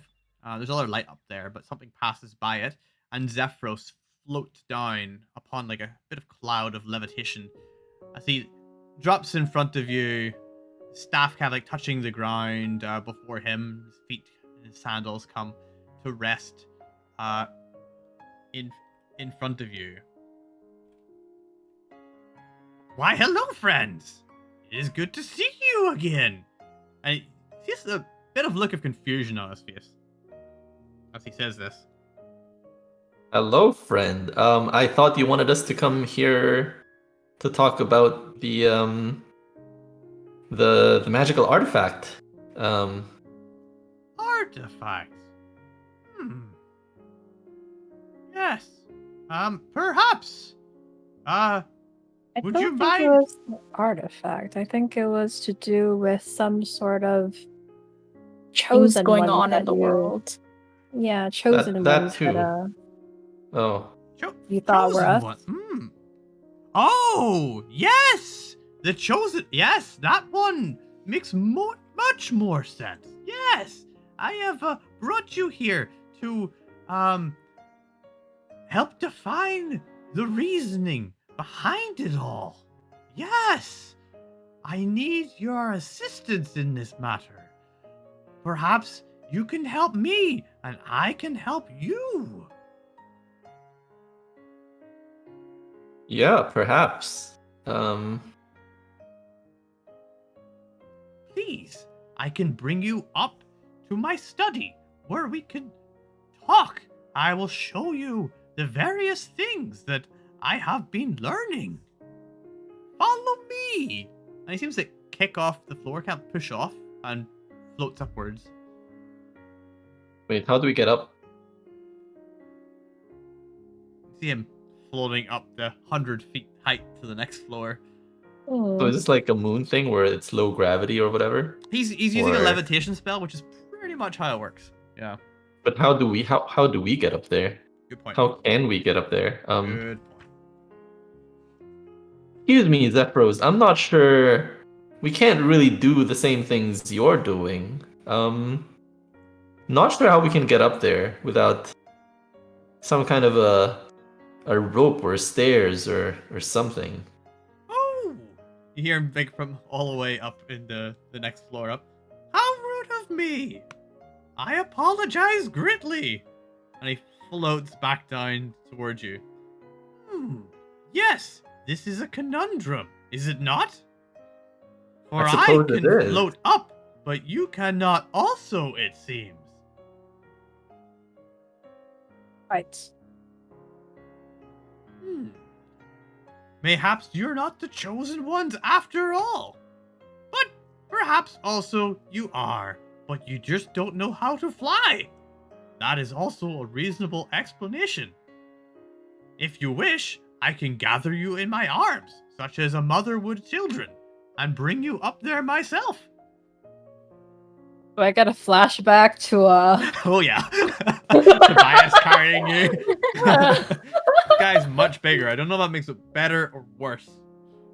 I mean, the bigger the boat, the more stable it is, right? That's a theory, that is. I mean, it doesn't look rocky, does it? The way he floats up. So Zephryos? No, it's very smooth. He seems to make every movement slowly and deliberately. then yeah, okay, yeah. I guess I'll be like, okay, great, thanks.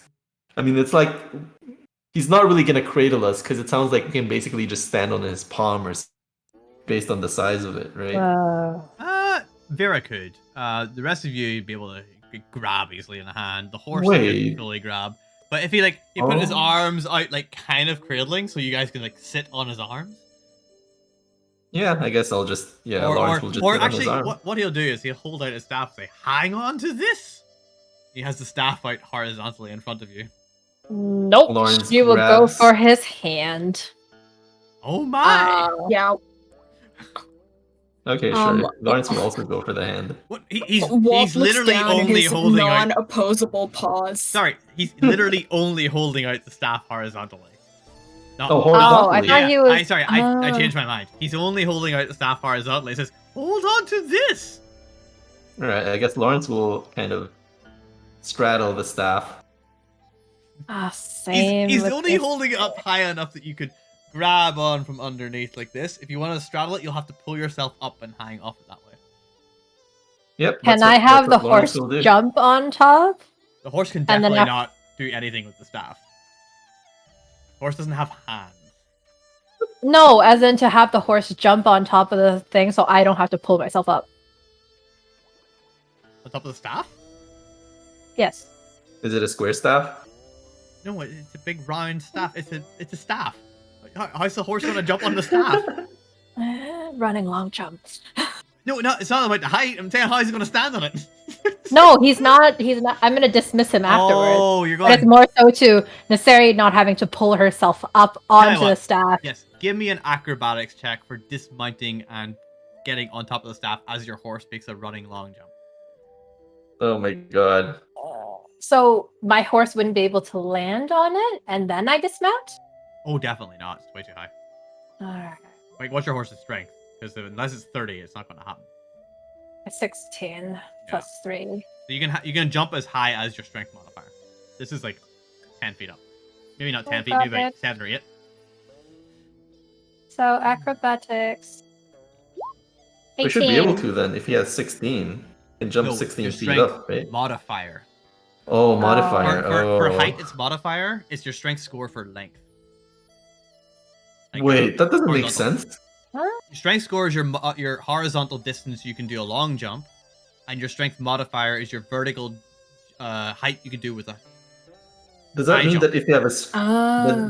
does that mean that if you have a strength of 10, modifier 0, you cannot jump a foot? Exactly. Oh. In the What? air? No. So if you have a strength modifier of -1, then you cannot jump at all. Yeah, exactly. Yeah. I actually go into the ground. Same. What the hell? Put it this way: if you got a strength score of 20, I think the minimum you can jump is 1 foot. But I think it says in the rule. I'm pretty sure it's 1 foot. But if you got 20, you can jump 5 foot high, which is pretty significant. Okay, yeah, that's fair. So acrobatics of 18. Yes, you land quite smoothly on top of it, and you kind of hold on to it such as you would a witch of broom. Maybe. Yes. Like that? Yeah. No problem. I You get cling on to it. Cling to it. Ah, how industrious of you. Well done. And you're hanging there. Lawrence, give me an athletics check to pull yourself up on top. Vera, what are you doing? What is Walt doing? Excuse me, kind friend, but Why, yes. unfortunately, Walt is unable to hold on to things due to his paws. So Lawrence, you pull yourself up and you do a similar thing, like Witch kind of holding onto a broom thing, Yep, or Cat holding and- onto his dear life. And do tabaxi have like tails? Long tails? Yeah, I think so. Wrap it So the around. tail will also be wrapping around the staff as much as it could. Very nice. Ah, you all seem to be very much clinging for your dear lives or something here. Very strange. And yes, my little friend, I am sure we can accommodate your companion in a different way. I wouldn't want to be unfair to someone who does not have opposable thumbs. Here, small companion friend, jump onto my hand. You may sit there. And he puts his like left hand down onto the ground. Walt just like scabbers Walt onto and it. I, Yeah, we like, gently climb on. this will work nicely then. Well, up we go. And he like pushes off with his feet, kind of like again like moonwalking kind of thing, where he floats upwards, with a low gravity thing under the levitation. And you get the feeling that this is a levitation spell, Niserie, that he's using to move up between the levels. And you know, it's scary enough, to be completely honest. Hanging on and going up 20 feet, or 100 feet into the air. And you see, passing up into this bedroom-like area. And you reach up here, and he kind of like pushes off the edge and lands you in the middle of the room and sets you down with the staff. Oh my! I apologize for the mess. I did not expect to be bringing you into my bedroom. But Well, neither did we. yes, perhaps it would have been better if I brought my things down to you, as opposed to bringing you up here. After all, I have no desk up here. You can see Perhaps something you can ponder for next time. Yes, perhaps I should ponder it. And you can see there's another like 100 feet up into another area. You can hear some noises up there, a bit of shuffling, a little bit of chirping. Up in the floor above. So in here you can see that 80 feet in here, not 100. In here, you see these like stained glass windows around the edge of the room. You can move around, and it allows you to actually see outside a little bit more. But I mean, just like nothing out there. It's just sky. There's a giant kind of size bed there, like really big. That's like 20 feet wide or something crazy. Pretty sure that bed's the size of some apartments. Large wooden chest, really big. There's a lot of stone shelves around here. They all start at like so everything on that south kind of side, you see the ones that are going the whole way around the room. They're big shelves. They start at like 20 and 40 and 60 feet above the ground, so you can't even reach the bottom shelves right now. But you see a lot of big, hefty tomes, like 5 foot tall in size. They're huge books.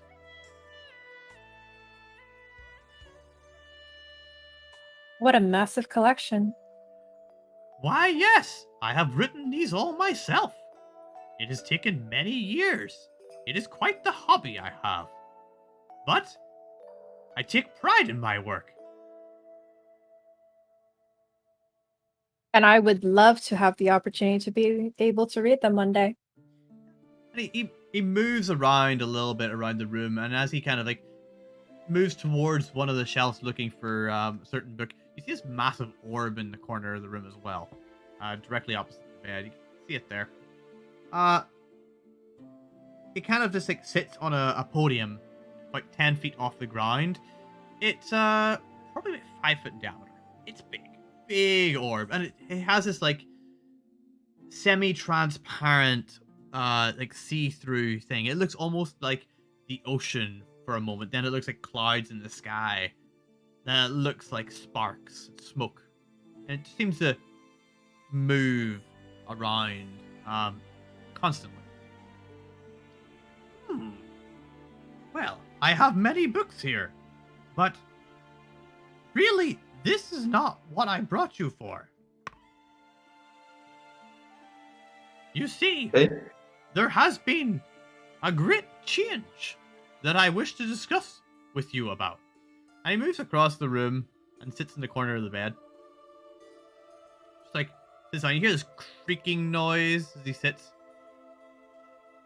And he puts his staff down beside it. And Niserie, just as a FYI, whenever you grabbed the staff, you felt like this immense power within it. Am I fearful of this power? If any power is used dangerously, you could be fearful of it. Power is power. It all depends on how it's wielded. It is far more than you've ever felt before, and far more than you could contain yourself. It is very much a very powerful staff.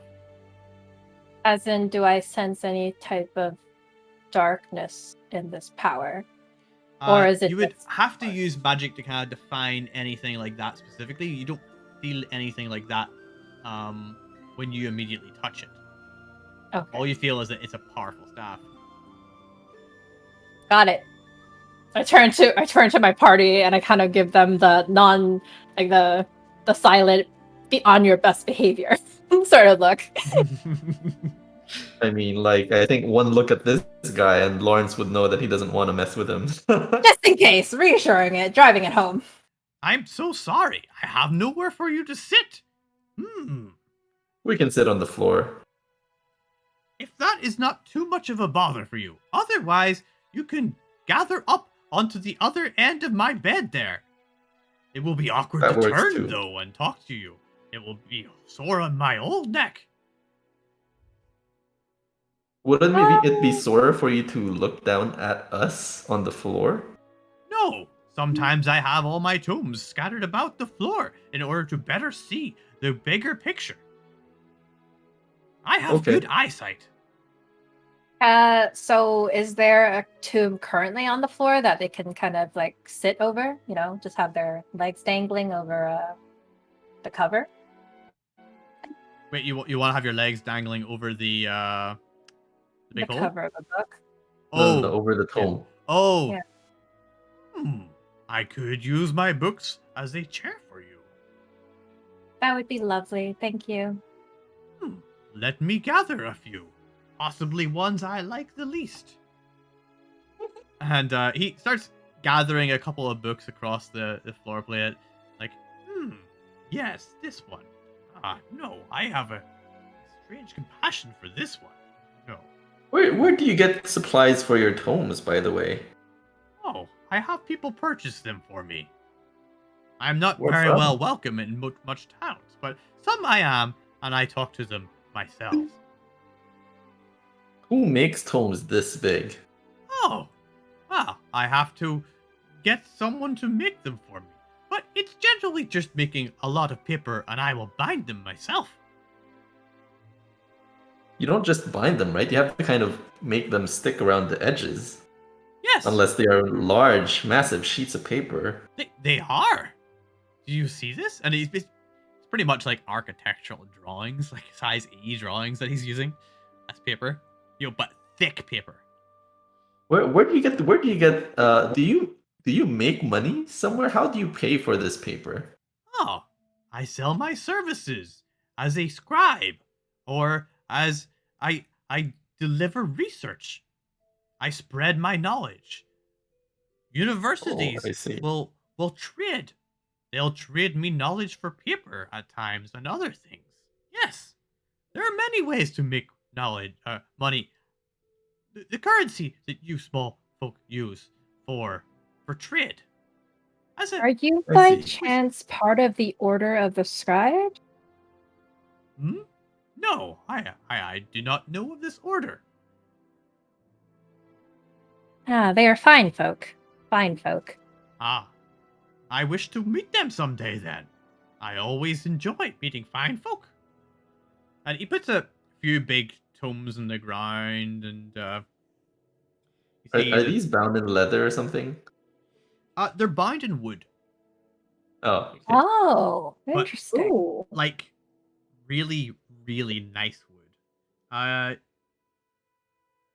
They so Lawrence, they weigh about 100 pounds each. Like they're the weight of people weight. Each book. Hmm. Okay. That's Um, not too bad. Niserie, you've got an eye for prices and stuff based on your experience for this kind of thing.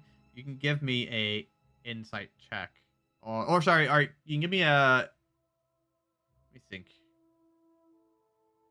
A history check based on your previous knowledge of cost and things. 19. So you figure these books probably each would be worth, with the context and just the general books themselves, somewhere in the line of a couple or a few hundred gold each. Goodness. And then can I prestidigitation myself and my companions to make sure I am not, There's over we're 500. just think- There's over 500 books in here, by the way. for sure. And I'm like, her eyes kind of just like widen a fraction, and she's like, this is quite expensive, something that we cannot afford at this Like, time. You even So like she kind of dusts each of them off. Isn't a blank book worth like 10 gold or something? yeah, but these are books that are the size of your bed. Like Yeah, no. size I of know. I'm just small. wondering. I'm just wondering. Yep. It would be at least 100 books for a bed. Yeah. The books are expensive. No, 1,000. Probably 1,000 books. Yep. Like For the a bed. thickness, it's probably about a foot thick, about 5 feet wide or like long kind of thing. Like these are big. I'm so glad I had to learn the metrics or the imperial system for work, because now I can speak in feet. Quite. Apologies, I'm speaking in feet. I think because D&D's in feet anyway, might as well. Yes. She takes the time to dust off Walt in particular. Dust off Walt. Yeah. Yeah, he Isn't collected everyone a planning lot to of sit? fluff in his fur during the climb. Sorry, wait, what? Confused. He collected like a lot of fluff in his fur during the climb. Yeah. Like just blowing leaves Oh. and Yeah, I mean the higher up you pollen. get, the less kind of like gathers up there. But yeah, you'll have some like little things like getting stuck in there. Plus, you'll need to just brush him to get the puffiness down, because he's like Afro dog right now, like super Afro dog. Give him a little blow drying session, I guess. More wind will fix this wind damage. Exactly. No, I'm kidding. But yes, clean. Clean. I think now is a good time to take a few minutes of a break. Before we continue, while you're sitting on your books, and you could have a little browse through the one that you're sitting on before you sit down on it for the real conversation this area, and you'll see that the paper is great quality, really well written. The letters are suspiciously small for the size of the giant writing it. It's like he's writing in size, equivalent for you, like size 6 font, in order to fit as many words in the paper as possible. And when you Read look through it, you're like, freaking heck, look at the number of it's a lot.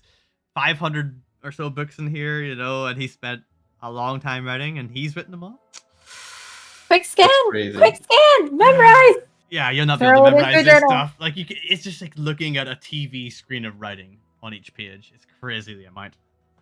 Goodness. Not to mention that the number of different books and all the different names and stuff on them. The different languages they're written in. I mean, I don't think she'd do anything too overt. It'd just be more of like scanning.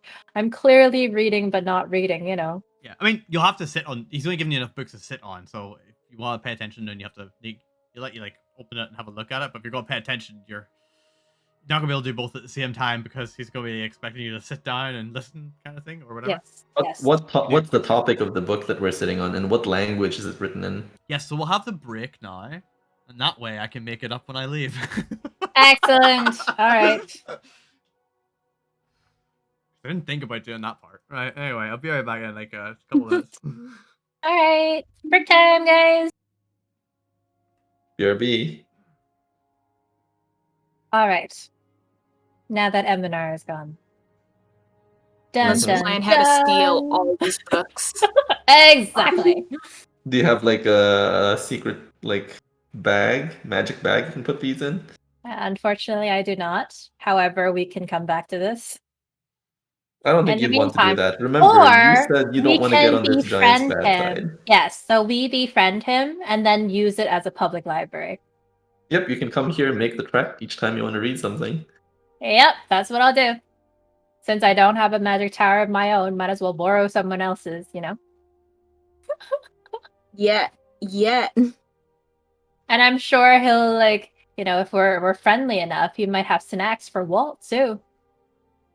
Oh, Walt is so excited to hear this. Yeah, Walt's just like imagining he's doing like you know, like hangover style math in his head. And he's like, big man, big snacks. But like Exactly. the card counting thing? Yeah. Oh, man. The And Zach I'm- Galifianakis meme. Exactly. And I'm sure he'd be able to assist you in practice theoretical knowledge, you know, Bill? I mean, Lawrence? What? Theoretical knowledge? What? Yes, I'm Of what? sure he can give you different obstacles to help up your game, to keep you, enable you to defeat 2,000 enemies and not just 1,000.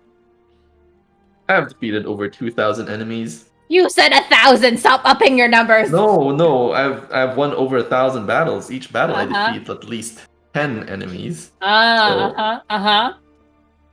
This guy. Do the math. You're the smart one, right? Yes, but you keep adjusting your numbers each time. No, I It said makes it 1,000 difficult to have. battles. No. It makes it difficult to have a proper number scaling when you keep adjusting your numbers like that. All right, No, let's be I said precise. 1,000 Make sure you battles. note down how many enemies you are fighting per battle. You will need to keep a record so I can do the calculations. I don't keep records like that. They are See, countless. that is the problem. We're gonna have to fix this. Walt does Lawrence doesn't actually fight any enemies, he just dodges them until they get really tired and give up. It's a legitimate strategy. That's a legitimate strategy, dude. If I didn't do that, that giant would have smashed you guys. It's a good strategy. It's a good strategy. Oh god. But Alright, yes. I'm gonna go to the washroom quick Yep. and get some water. Yes, hydrate. Hydrate, guys. I see Derry. I see Edith lurking. I see Ghost lurking. So Ghost wants you to sing a song, Emenar. How do you feel about this? Pretty sure he says that for Isabel, but But it's on your channel, so... yeah, but it says that Isabel sings song because you didn't sing it in the last one. Well, see, Tito Bill redeemed something that he was not supposed to. So, he just loses the points. I mean, if you want to sing for inspiration. Oh, I can. Multi-class into a bard live. Exactly. What song is available? I love that you'll do it as long as you get paid for it. Yep. My you go. character cares about money. There you go. You guys just gotta bribe Isabel and she'll sing for you. Like, come on. Exactly. Clearly, if you subscribe to her channel or something, she'll sing. Yep, that's the idea. Channel points aren't good enough though, apparently. Let's see. You got to control a rhythm as Ooh. well. You can throw in a song there. No, actually, don't, because it will. Don't do it in rhythm. It will mute the thing. Will it? Yeah, it will kill the recording for YouTube. Wait, what? Say again. If you put an Oh, actual imagine song on copyright through rhythm, music. copyright will kill it on YouTube. So please don't put it through rhythm. But it's a cover by me, though, so it wouldn't, right? No, it will take the music in the background. If you're covering it but don't have the actual music, it's fine. If there's no words in it, it's fine. Oh, no, for sure. It's not going to play. Or you won't Okay. hear Oh, but it. Oh, okay, if yeah, you yeah. sing I mean, if the you're gonna put it in words, rhythm. I believe you can get copyright struck.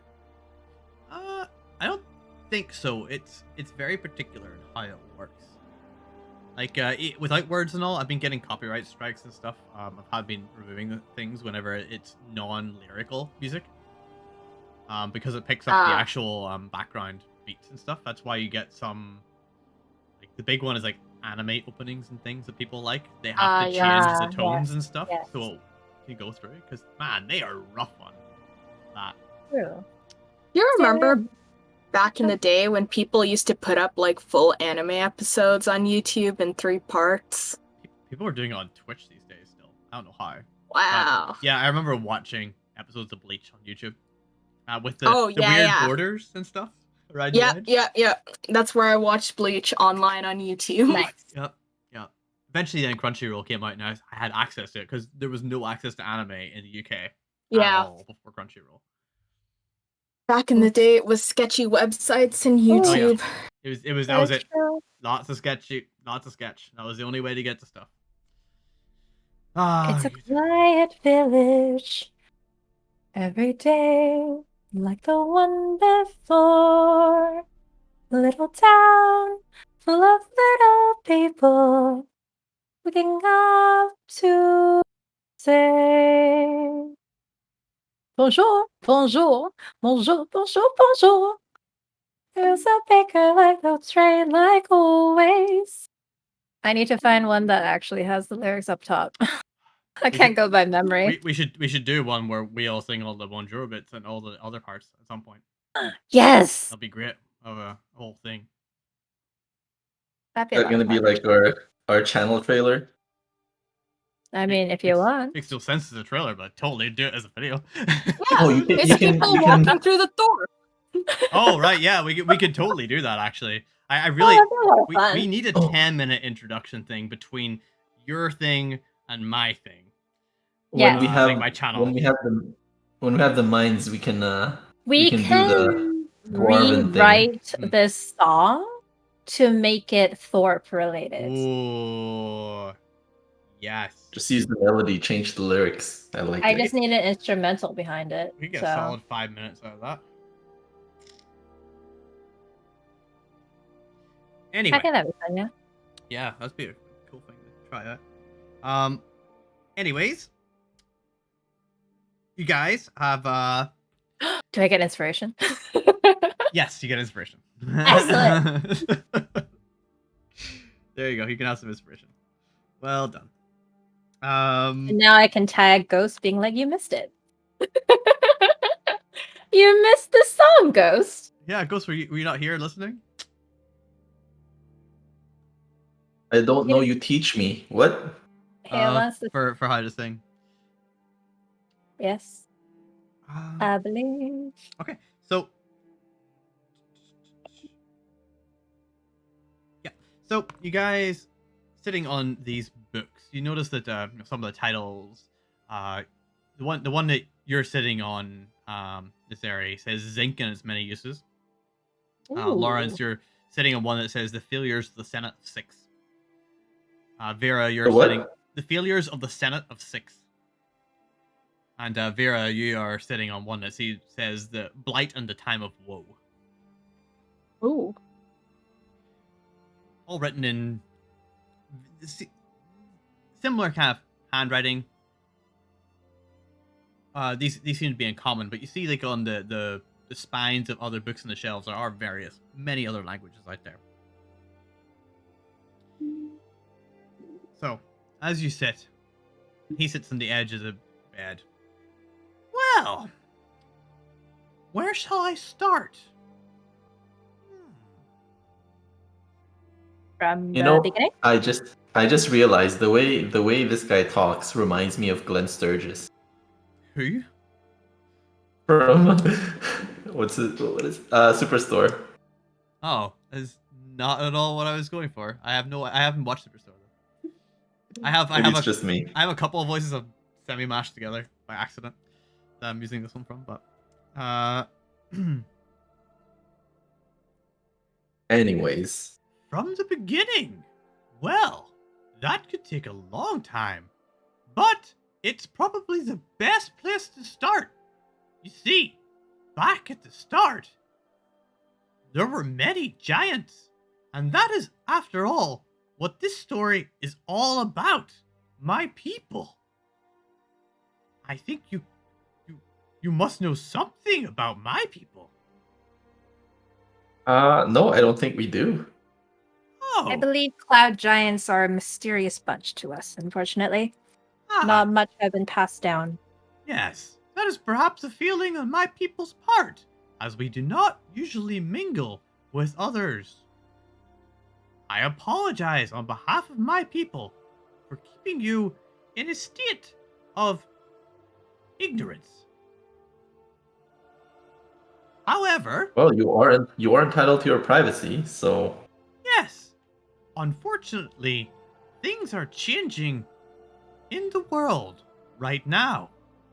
And you see, the way that the giants have been structured has changed greatly. how are they structured? Well, until about 1 month ago, slightly more, we were all structured under the ordning by the Allfather, great as he is. Okay, I see the can you care to confusion. elaborate? I see the confusion in your faces. The Allfather, you see, is the god of the giants, and the ordning is the hierarchy in which he placed us. We all have our place in the ordning, in which we answer to the Allfather. It was the storm giants at the top, with the king. The current king is King Hecaton. And under the storm giants were the cloud giants, my people. And then there were the fire giants, and then the frost giants, and then the stone giants, and then finally the hill giants. Under those were other smaller giant races, such as ogres, and half-ogres, and other goblinoid kind of creatures, which we don't really consider because they're too small, but they're still in there somewhere. Probably. Like similar to what monkeys would be to humans. Oh, Apes. goodness. Perhaps maybe like muskrats or something. I'm not sure. But anyway, we don't consider them. Niserie makes a note to tell Crumpet and the goblins how they consider the giant comparison. Yeah. Sorry, what was the order? Storm, Storm. cloud, fire? Then Yeah, frost. storm, Stone, and cloud, hill. fire, frost, stone, hill, And then orc. And then the other. ogres and everything after that. But yeah, hill is Yeah. basically the last giant. Okay. So, who is this Allfather? And what are the changes happening with this new ordning? You see, that is where the problem herein lies. The Allfather decided to take some sort of vacation or something and decided to break the ordning because, well, the giants didn't really do anything recently in history. And by recently, in terms of history, we've been doing really nothing. And so the Allfather was upset and decided to shake things up a little, if I have one of the phrases I've learned from fisherfolk correct. And it has caused a little bit of, I believe they call it a stir. Is that correct? I believe so. Correct. And, Oh, what is this change? well, Exactly. he broke the ordning. There is no hierarchy now. So did you report to a storm giant before? Is that what you're saying? No, it's more like a matter of respect up the chain. The storm giants would have the higher levels of respect from the Allfather. They would gain more power than any of the others. We would have more power than the others except the storm giants, and so forth. So giants all get their power from the Allfather? Not as such. It's more a matter of respect and responsibility. However, giants have not been doing anything recently. In fact, the thing that triggered all of this was really the All-Father being upset that not only that, but also that when the dragons started to rise up, the giants did nothing. Tiamat rose up from one of the hells before things got under control, and the giants did not step in. He was And not why did the happy giants about not this. step in? Was he? Who is this All-Father? Is he the leader of the giants? Is he the creator of all giants? He is the creator of all giants. He is our god.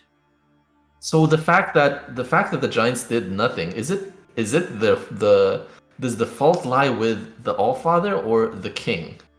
Or is the king the All-Father? Yes, these are very important questions, of which I wish to seek. The king, King Hecaton, is not the All-Father. He is a storm giant, the leader of giants. But that is part of this problem. Giants have become complacent in the last hundreds of years. And so now he has made it so that a new form of hierarchy can be put together, and whichever giants can step up and take that, then they can be king. They can be the more powerful giants. Is this like a game of giant thrones between the different types of giants? Probably. I don't know what that is, but I'm sure it has reference to something in your experience, and it could be correct. However, I don't know how to fix it. I don't know if it can be fixed, but I do know that over the next long time, your people will suffer. Why will our people need to suffer? Because the What? giants are fighting over the giant throne. The giants are fighting each other. However, their ways are not all the same. They will not be fighting wars such as humans and elves and dwarves and others may fight wars. They will be fighting for different things. If you imagine a sort of game in which that you cannot win by just pure domination, but perhaps other things like religion or culture or other things in which you have crazy little tiles and districts you can move around. I saw a game once in a city. It's like that. There's a lot of different ways to win this, apparently, but I don't know. So how do you not know if you are a giant? Should you not be in the know? I don't. Are you not part of this struggle for the throne? In a way, I like to keep myself apart. I don't work with the other cloud giants. I am on my own doing research. And I wish to stay out of the whole conflict as part of that.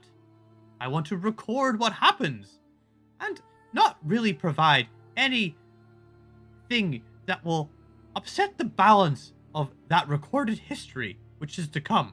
Someone needs to do it, and Zephryos will do it. Zephryos is good at records. You see my many books. I am good at recording things. Yes, indeed, I can see that. But wouldn't you need a good understanding of the rules of engagement in order to write about it? Oh, of course. However, this is recent. As I said, the ordning was broken. But a month ago, I did not think about finding out what really drives hill giants, or fire giants, or frost giants, or any of the other two that I haven't mentioned yet. So who decides who will be the next? Who decides who the winner will be to become the next giant king? Don't know. The I see. All-Father does not seem to answer anymore. It seems he has gone on vacation, as I said. He has left us to fight it out amongst ourselves, if fighting is even the thing. I'm not sure. Okay, so how does the chosen ones come into the picture? Ah! Yes, how I found you. Well, it would be hard to say you are really the chosen ones, as you have not been chosen by anything in particular. I have, however, garnered some knowledge on where to find anyone who could potentially help. Fantastic. Helping stopping the war, helping in you ascend the throne. What are we What is the chosen ones helping? Yes. Helping. Helping bring an end to the conflict. I see. And how exactly, if we don't even understand what the cause, or we don't even know what will end the conflict, how Yes. the next giant You see, king we will are be. in the same boat. Another fisherman expression I have heard. I have never been in a boat. I am too heavy. But we are in the same boat for all intents and purposes of this conversation. That neither of us know the reasons or what will fix this. However, I was told that the ones who could help would be in this town, and that there would be Who told 3 you or 4. this? The others. Who told you this? And Zephyrus raises his hands up. The others beyond. I contact Who are the others them. beyond? Many others. Ones Other who giants? You talk too much. Shut up.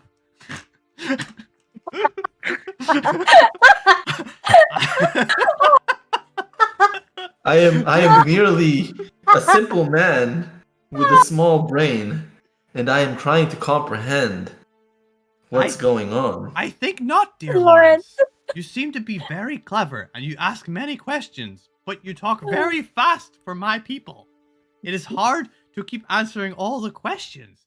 Give me but a few moments to wave my hands around and gesticulate. Does he speak as Articulate all slowly you as the want. tree ants in Lord of the Rings? No, he doesn't, but his voice is Okay. getting very sore.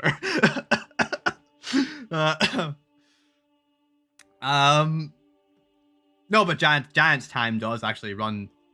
You saw the way he had previously been meditating and thinking earlier until you basically walked up and asked him questions. Like, he would have been like that for a long time. Hmm. Like, he will take his time over things, but that's not Got it. necessary that he will speak very slow. Alright, sounds good. Sorry, what was your last questions? I wasn't getting at you, What? Billy, for that, by the way. It was purely him at Lawrence. So you feel free to. No, yes, like, who are the others who told you about us? How do they know about us?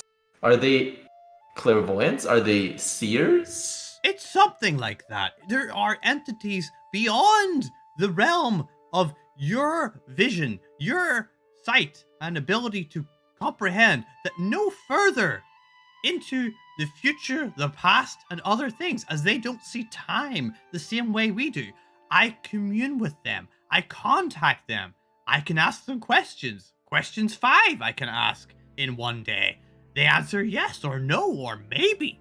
Perhaps never. Maybe they'll tell me it's unclear. It's very simple. Sounds like a spell. It is very much a spell, young wizard. It is one you perhaps know. And let me show you in my book. And he walks over to his chest and opens it up. Ooh. And the chest is big. It's like the size of a shed. You know, a pretty big shed. And he pulls like this huge spell book. Similar size to yours, but it's got gilded, golden gilded, and silver gilded kind of like cover all over it. Like Fancy. yeah, it's like big plates of gold and silver and stuff. And he brings it over. Ah, well, I don't make mine flashy in case I lose it, obviously. Of course not. I use these in order so that it can be protected better. And he Very good of you. opens it up and sets it down on the floor and shows you this area. Now, of course, you will not be able to read it in my exact writings, but it can give you the gist of the spell. And you can give me an Arcana check. With advantage, pull out because, my you book. get the spell book.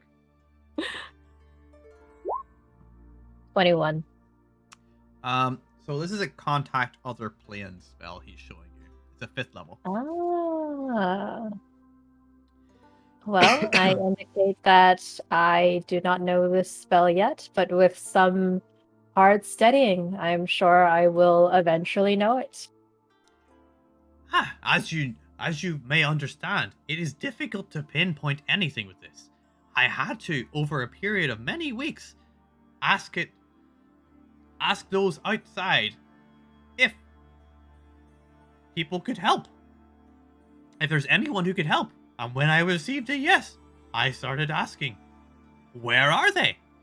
And I had to pinpoint which kinds of people until I eventually came to the smaller ones of you, and not giants, which was a surprise.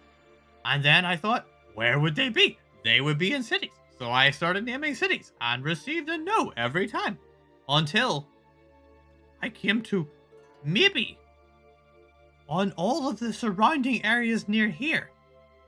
And I found that this area would be the place I may find you. And I asked, how many of them? Would there be 100 of them? But no. Is there less than 100? That is a yes. And is there less than 50? That is also a yes. And I took a stab at it. And I said, is it less than 5? And they said, yes, it is. I was like, okay, is it 3? Maybe. Is it 4? Maybe. What the? I'm not sure anymore. When you say this area, did you name that Thorpe, or is it just an approximate area? I had to ask if it was not one of these places. Is it maybe in between them? And they said yes, it was in between. So I flew around a little till I found here. Can you ask next time if it's an elf, a tabaxi, I think a gnome, and a corgi? Just so we're sure you have the right people. I can certainly do that. That's one of the reasons I wanted to bring you up here. I can ask 5 questions to help us aid your journey if you have 5 questions. Because if you're able to help, you could save many, many lives of your peoples. And can we come back and ask another 5 questions tomorrow? I believe so. Perhaps? Perhaps? Does the book indicate that the individual asking needs to make a DC 15 saving throw? And on a saving, they take 6d6 psychic damage and are insane until a long rest? Well, you see, there is a problem that it may not work fully for myself, and I cannot use it again. For the day. I see. Is there any other spells that could be able to assist you? Perhaps. But not ones that a wizard would know. None that a wizard would know. Wait, does a wizard not able to... Well, not that I have 5th level spells anyways, but I don't know. Are wizards not able to learn Greater Restoration? No. Let's see. Wizards cannot learn Greater Restoration. Bard, Cleric, Druid, Artificer. Alright,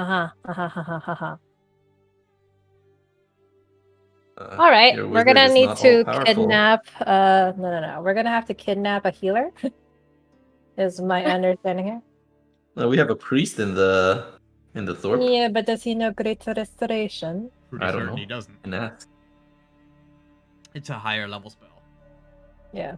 I know Lesser Restoration, or I could learn it someday. Not today, but someday. I think they want greater restoration, right? Yeah. Unfortunately, they can't. When they go insane, they can't take actions. They can't understand what other people are saying. Can't read. Speak only in gibberish. And the only thing that cures this is either Greater Respiration or a long rest. Well, you are the wizard. Wait, I am not high enough level yet, Lawrence. It will be one day. Huh? Do we actually know that you're a wizard? Because you're kind of keeping it secret, right? Does Lawrence know? You've been casting some spells in the fight as well. You cast your summon you speed a could couple take times. Stab and be like, is it a sorcerer? Is it a wizard? Is it a warlock? But doesn't seem like a warlock. She's very There's not clearly enough praying. she's an arcane caster, at least. You're the And magic user, so you she should has a spell book. do the magic-y stuff. She's not hiding that spell. Oh yeah. I mean, do have an arcane focus, you know? I guess as an Maybe, Eldritch maybe Knight, Lawrence would know that she's a wizard then with a spellbook. Or, you know, maybe I'm a sorcerer posing as a wizard. You don't know. Maybe, but my first thought would be that you're a wizard because you have a Alright. spellbook. Oh no, you're a wizard, Harry. My name's not Harry.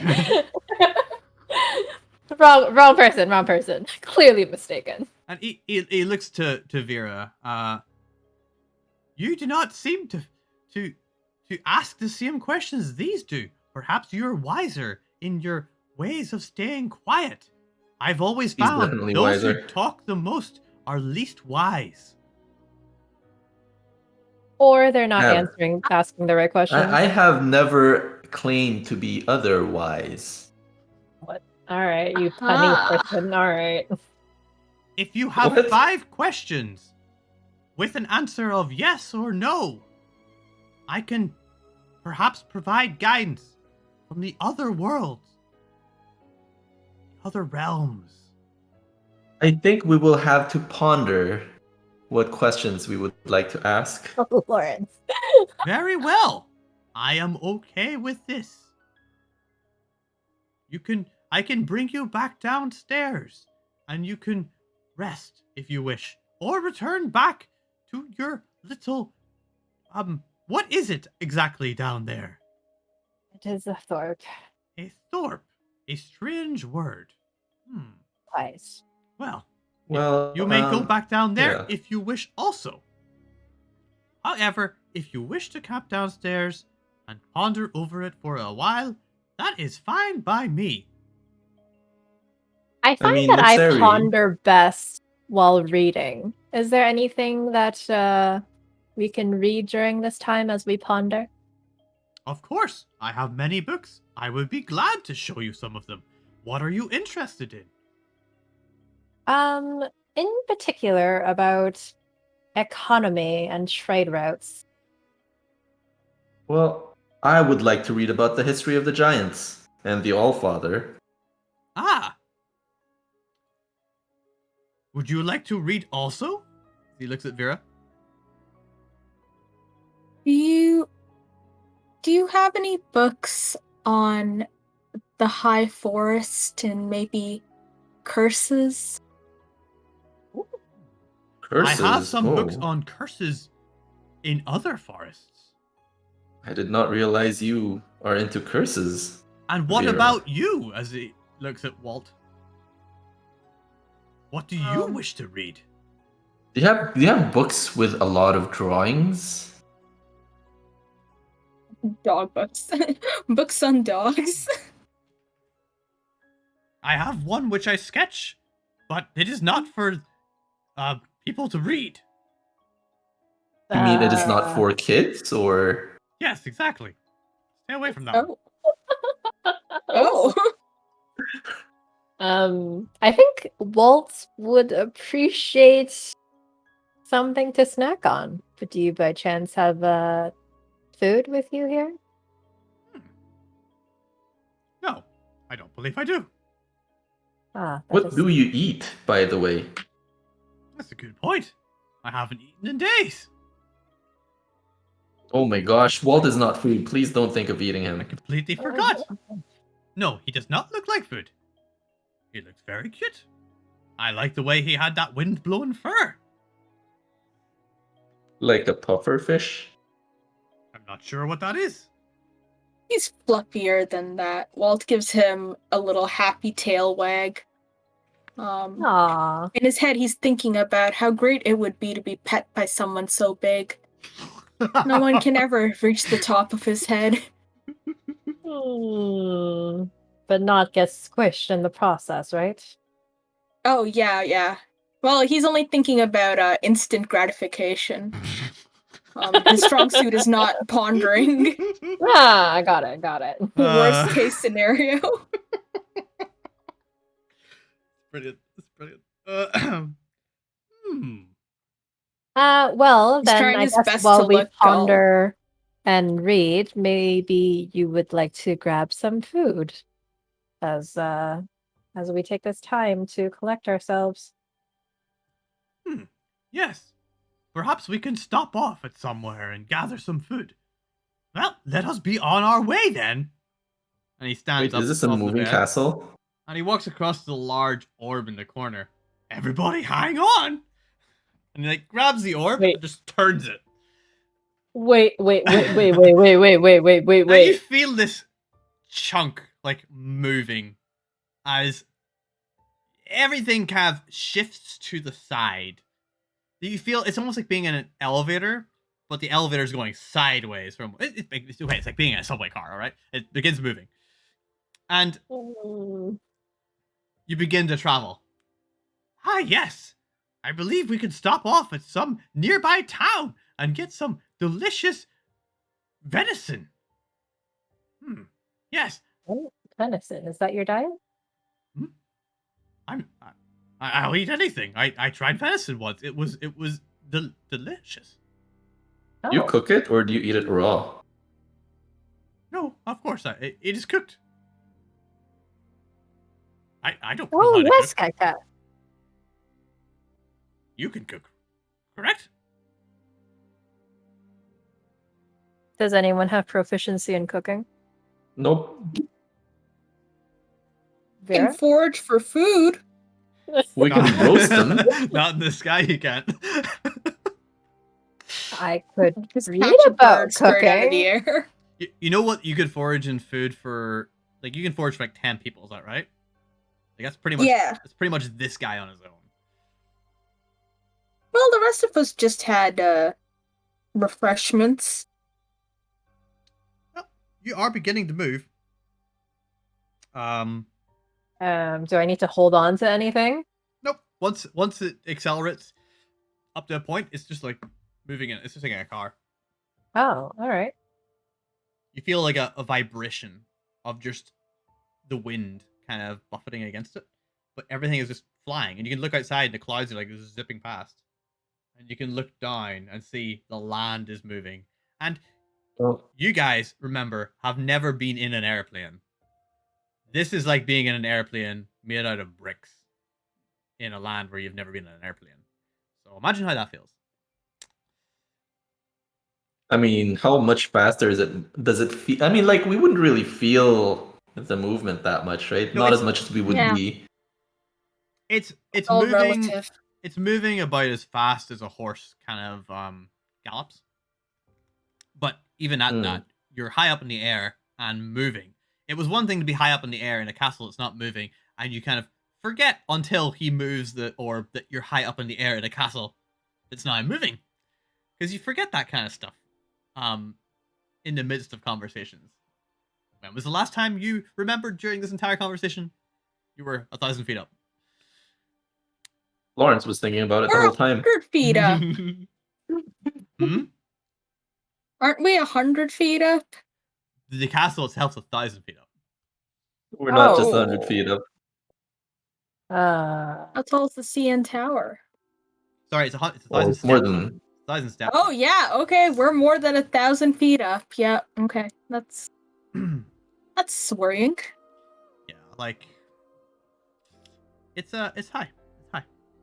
So you guys are moving, and he's oh, I suppose I can't reach your books now. Give me 1 second. And this large hand appears in midair, and he's like has his like tongue like kind of sticking out a little bit as he thinks. And he's like maneuvering the orb in one hand and like in both hands while also going trying to like grab a book out of the one of the big tall shelves and lift it off. Ah, yes, I think this one may do you. And sorry, what were you asking for, Niserie? It was trading kind of stuff. Yes, trade and economy. So you get this this book called The Trade Hubs of the Southern Marshes, which do a quick look at it. Remember, it's huge. So you're pretty much like it's like kind of like flipping the pages on a desk, I suppose. You can't really move the book around easily. But it seems to be there's a number of different trade hubs in the Moonshine Isles that he's got some notes on. And by some notes, it's an entire book, but it's some notes. Lawrence, what were you asking for? About a book about the history of the giants and the Allfather. So he grabs one from the corner, which is like bound in this like a white-looking wood. And it says, and it's called the Allfather. Just the Allfather. It seems to be written in giant. Oh, well, he's gonna go back straight away and say, "Do you have something in English?" Or sorry, not English, in common. Not on this topic, no. Well, then do you have something about famous legendary weapons? Yes, I believe I do. Do you speak Dwarven? I believe. Wait, actually, yes. Yes, I speak Dwarvish. That would be perfect for this, as I have ones that speak of Dwarven weapons that I have found in my travels. Sweet. He grabs a book out of the one of the shelves and say, it's called Short But Powerful. Nice. I like it. Wait, so the books that he gave was for like the Isles, which is like way far off? The Moonshine Isles, yeah. Remember, he's been there for a long time doing all his stuff. Ah. A lot of his research has been over there, not over here. Oh, okay. I see. Vera, you were asking on the High Forest, and he mentioned about curses in other forests. Yeah, either if he has a book on species of the high forest or forest-related curses. Tell me, do you speak Sylvan? I do, in fact, speak Sylvan.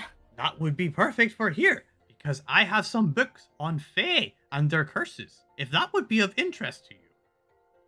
That sounds perfect.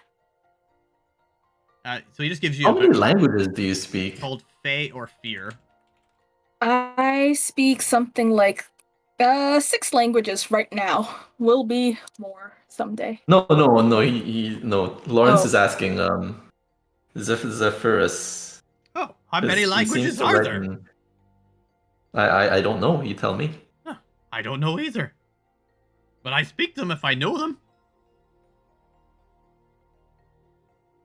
Okay. I'm sure there are many languages out there that I have not come across yet, as every day the world surprises me. Take, for example, this short one here, points at Walt. I'm not sure how it speaks, but it seems to understand and communicate well with Vera here. Yes, I believe it's some sort of telepathic communication. I see. So graceful.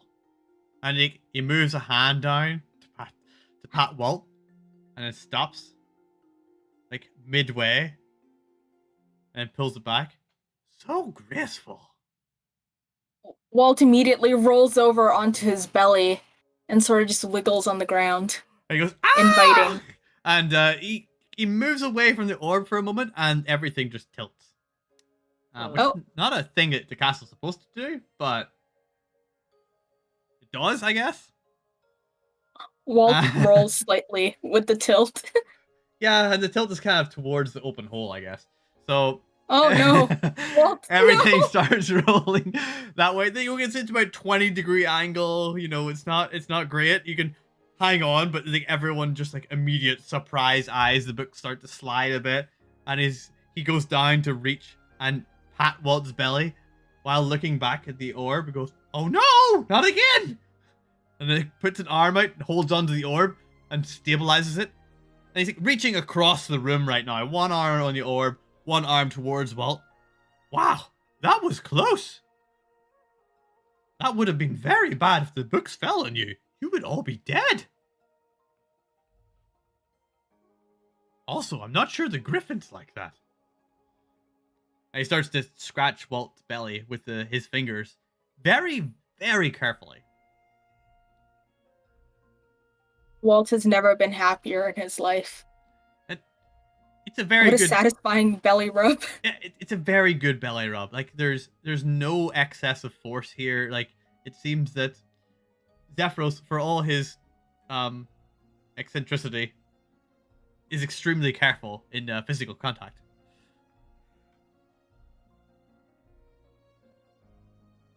He stands up again and goes back to control the thing. Well, where are we going then? Well, I thought you were gonna get some venison. I'll bring you guys up to the main map. I'm not familiar with this area. You have to tell me whereabouts is the best place to get venison, if we could get some. I thought you said you had venison before. Oh, Or is of that course. back in Munshe Isles? Yes, of course. Back in the Munshe Isles. I do not do much around here. I have not eaten in days. The last time, I believe I met some traders on the road, and they sold me all their wares. What sort of wares do you have use for? It was mostly baked goods. I see. They count as wares, no? Perhaps. Anyways, would Lawrence know of good venison places here? I don't think you guys have ever been outside of your cities, really, to know of anywhere Sorry, that which- has good venison. Where are we again? So, if you go to the map, the arrow is pointing exactly where you are. Oh, just outside the Thorpe. Yep.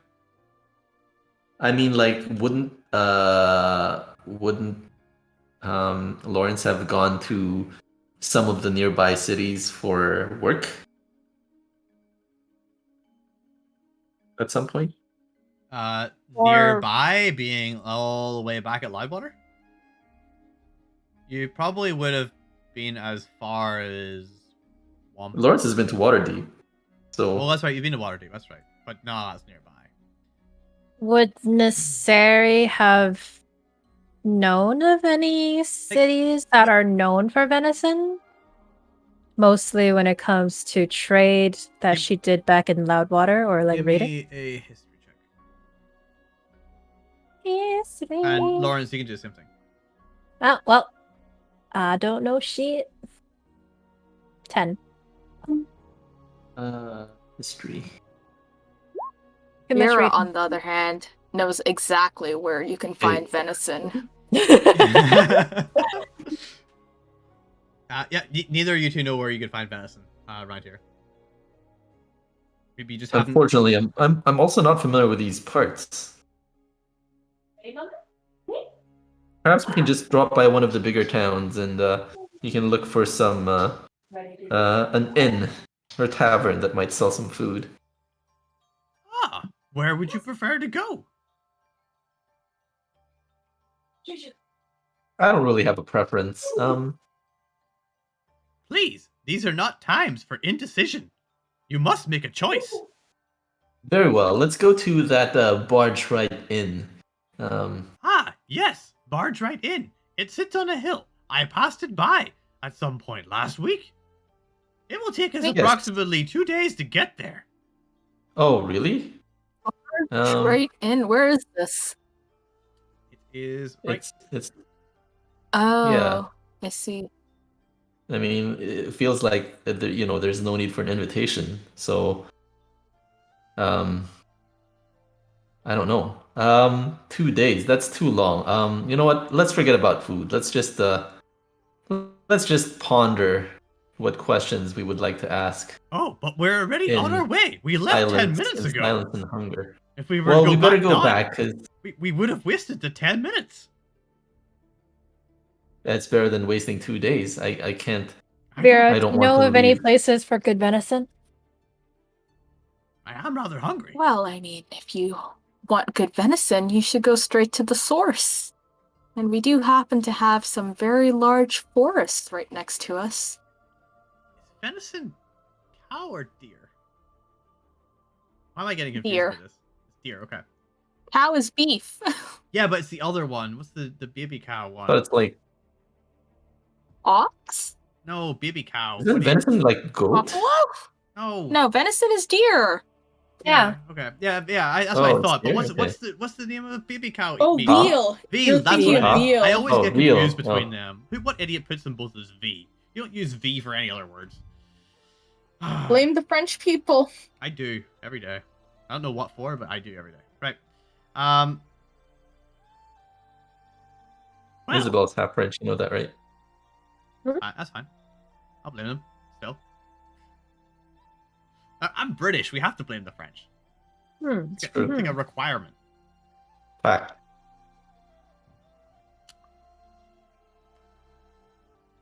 Well, where are we Okay. going then? Bear in mind, most veal comes from young males of dairy breed Mhm. and are not used for breeding. Well, it sounds like Vera has some deer in their forest that they can use for meat. Oh, we will have to catch them. I'm fairly skilled at hunting venison. Then the hunt is on. And he turns the whole thing. You feel this like shift of it starting to do a bit of a loop around. Like it starts to turn different direction. We shall be there within the hour. Okay. Now, what questions should we be asking? I mean, it's only a yes or no. Maybe it's something we should discuss while we're on our way to the forest. You get 5 questions. Is God the All-Father dead? Oh shit. That's a good question. I thought we were just mostly asking demigods. Would demigods know if God's dead? Yeah, you would know Well, that they if seem they to know if why they, this whole thing started. you know if they don't know, they'll basically say that. They'll say it's unclear if they don't know the answer. Oh. I mean, Interesting. for instance, you would know the king is dead if you could see the king's body, right? And you're just a minion or peon or whatever, in theory. So you don't need to be Oh, higher is than the the king to king- know if the king's dead. I mean, Is the in king general also context. missing? Yeah, he went on vacation, quote unquote. No, No, the that's the god All-Father. The did. All-Father Oh, sorry, went not on the king. vacation. Sorry, yeah. Sorry, not the king. The All-Father, yeah. According Okay, it's according to Zephryos. okay. But And wouldn't it King be more- Hecaton is still around? Yes. Okay. So I think realistically at our level, the question would be, is there someone that can help us stop the war or incoming doom? Aren't we the And ones if who they are said- supposed to help I stop know, but like it? a mentor sort of thing, you know. Ah, Or is there something that could help us, you know? Someone who can teach us the ways of the source. Yeah. Alright, look, 8 quests. Oh, great.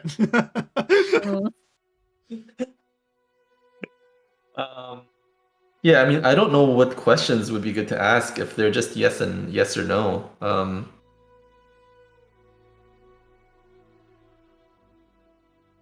I guess we can also put it to, so is there someone, is there something, and then narrow it down to like region in the north, in the south, and the Right, east. it's a 1-minute spell as well. So whenever you're asking them, you can't spend time thinking about what your next question is going to be. Yeah, so Right, that's what so we which need is to why talk we're doing about it now. Yeah. I mean, if your previous answer requires you, one answer requires whatever you don't have the next question as. Oh, well, like sequence, right? So it's sort of like if this checks off as yes or no, then we branch off into the next series of questions. we're making a It's like flow chart. Yeah. This is a dangerous game. Well, what do we want to know? First, if there is a way to end the conflict early without naming a new giant king, I guess. Is that that what we want to know? probable? I don't know. I have no idea. I mean, if Zephryos does not know, as a giant, as one of the I mean, cloud bear in giants. mind, they can also respond irrelevant. Yes.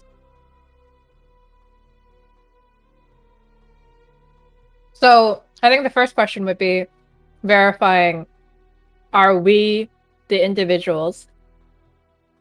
I have a Are we the feeling correct individuals? I have a feeling it will come back as a maybe. But yes, we can definitely ask that. And in the fact that if it is a maybe, realistically speaking, Lawrence, despite your 1,000 battles, I don't think we're very prepared to stop giants. So the next question Right. should be, how do we improve ourselves to get there? Whether that is someone or something. That's not a yes or no. Right. So you phrase it as a yes or no question.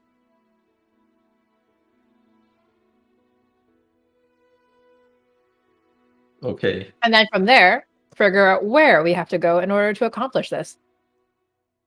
5 questions. Okay. All right. Well, sounds like we have our 5 questions. Wait, what were the 5 questions? I clearly missed like 2 of them. Yeah, I have no idea Well, what the 5 questions were. there. one being like, are we the correct people? 2, is there someone? If they say no, is there something that can help us? And then where? So it's either like you get to choose 2 of the Oh. places. I think we should skip asking if we're the correct people. right. Knowing Then we get 3. knowing the DM, I feel like we will not get any real meaningful answers to the questions. They're yes Wow. or no answers. We mean meaningful. Anyway, it's not the DM answering, it's the many weird planar entities out there. Yes, but knowing the DM, I you think speak of. Also, the actual spell does specifically say the DM says, which is weird. But okay. So the question now becomes, how do we narrow down from north, east, south, and west? Because north can be a very general direction. north from where we are. Okay. Right? I mean, does that make more sense? So, because yeah, it'll be less general. Still a lot of Yeah. areas. Yeah. But yes, it would pinpoint us in terms of the map. And if we were to say west of here, and west is very little, or it would be less than east, then yes, we would be able to cut off some of the... However, west is also the most cities. Maybe less land, but also, Yeah. who knows? It might go beyond the water. Ooh. But also, would it have to be in a city? Right? Because if it's something, then technically it can be anywhere. Indeed. Someone can also not be in a city. It could be like Luke Skywalker, who's in a planet somewhere that's by himself or whatever. True, in a place that's not marked. With blue Such is the milk. place you're in. Mm, Haven's not marked. so maybe if it True. is someone, the next question might be, is there identifying feature of this person that we can You'd have to be reference them by? Yes. Well, yep. You can What ask about- that yes or no, but Yeah, that seems still very vague. What about something like, is there a book here that can help us? I True. mean, one can argue that any skill that makes you better at something can help you. Is there anything directly in this library that could help us? Yeah, but there could be something like, a book that helps you become better at fighting could help you, and there could be a lot of those here. Is there a book that can help us pinpoint where that something or someone is? Yes, that's a good question. Is there... Should I put money down on the Storm Giants winning? I mean, I feel like they, being the incumbents, I think they have the advantage. That's what... But Yeah, who I want to knows? know if there's going to be a big upset, because then we What are the know, odds? like, something really bad's going to happen if these people are like, no, or maybe, then we know that something big is brewing. Bigger.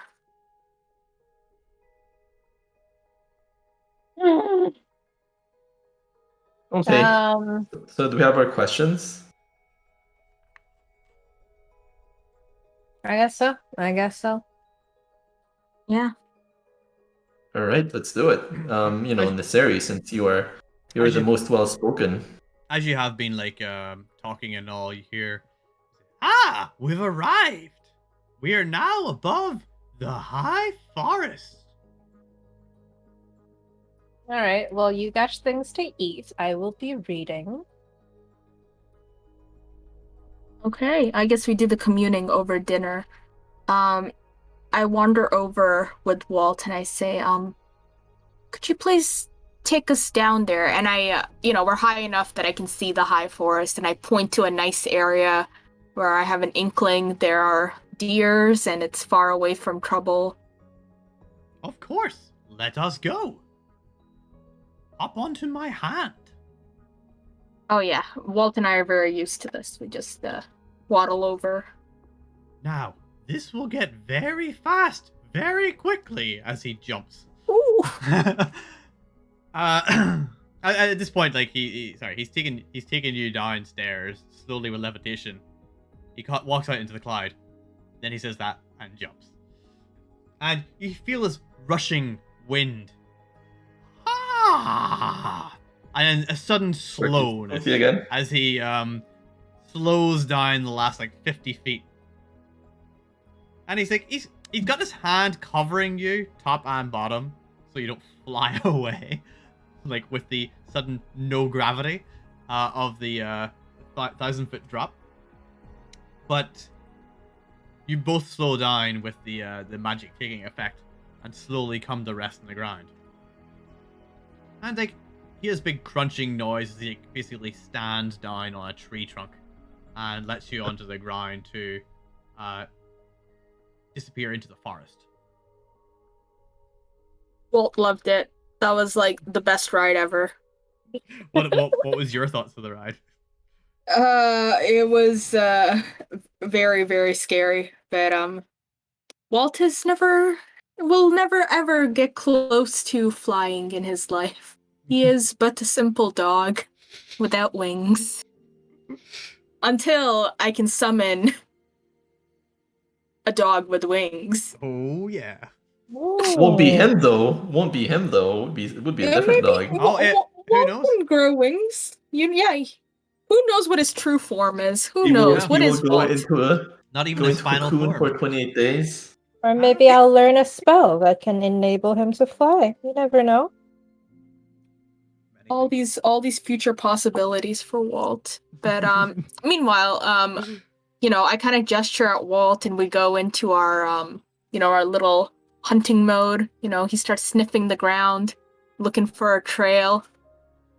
Oh my. What is this you're doing?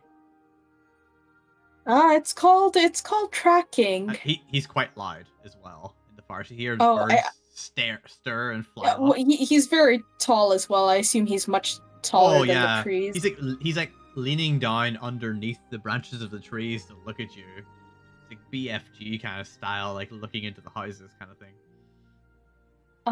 I turn to him and I say, thank you very much for bringing us down here, but it might be for the best if you stay very, very quiet and very, very still. Deers get spooked easily. Oh, okay. I will do that. I will do that. I'll be back here in maybe around an hour or so. And Walt and I take off deeper into the woods. I will wait for you here. He just sits down on the ground, hearing the cracking noises of branches and stuff as he sits. You guys up in the tower, are you doing anything while they're away? Intently researching. Okay. No problem. What about Lawrence?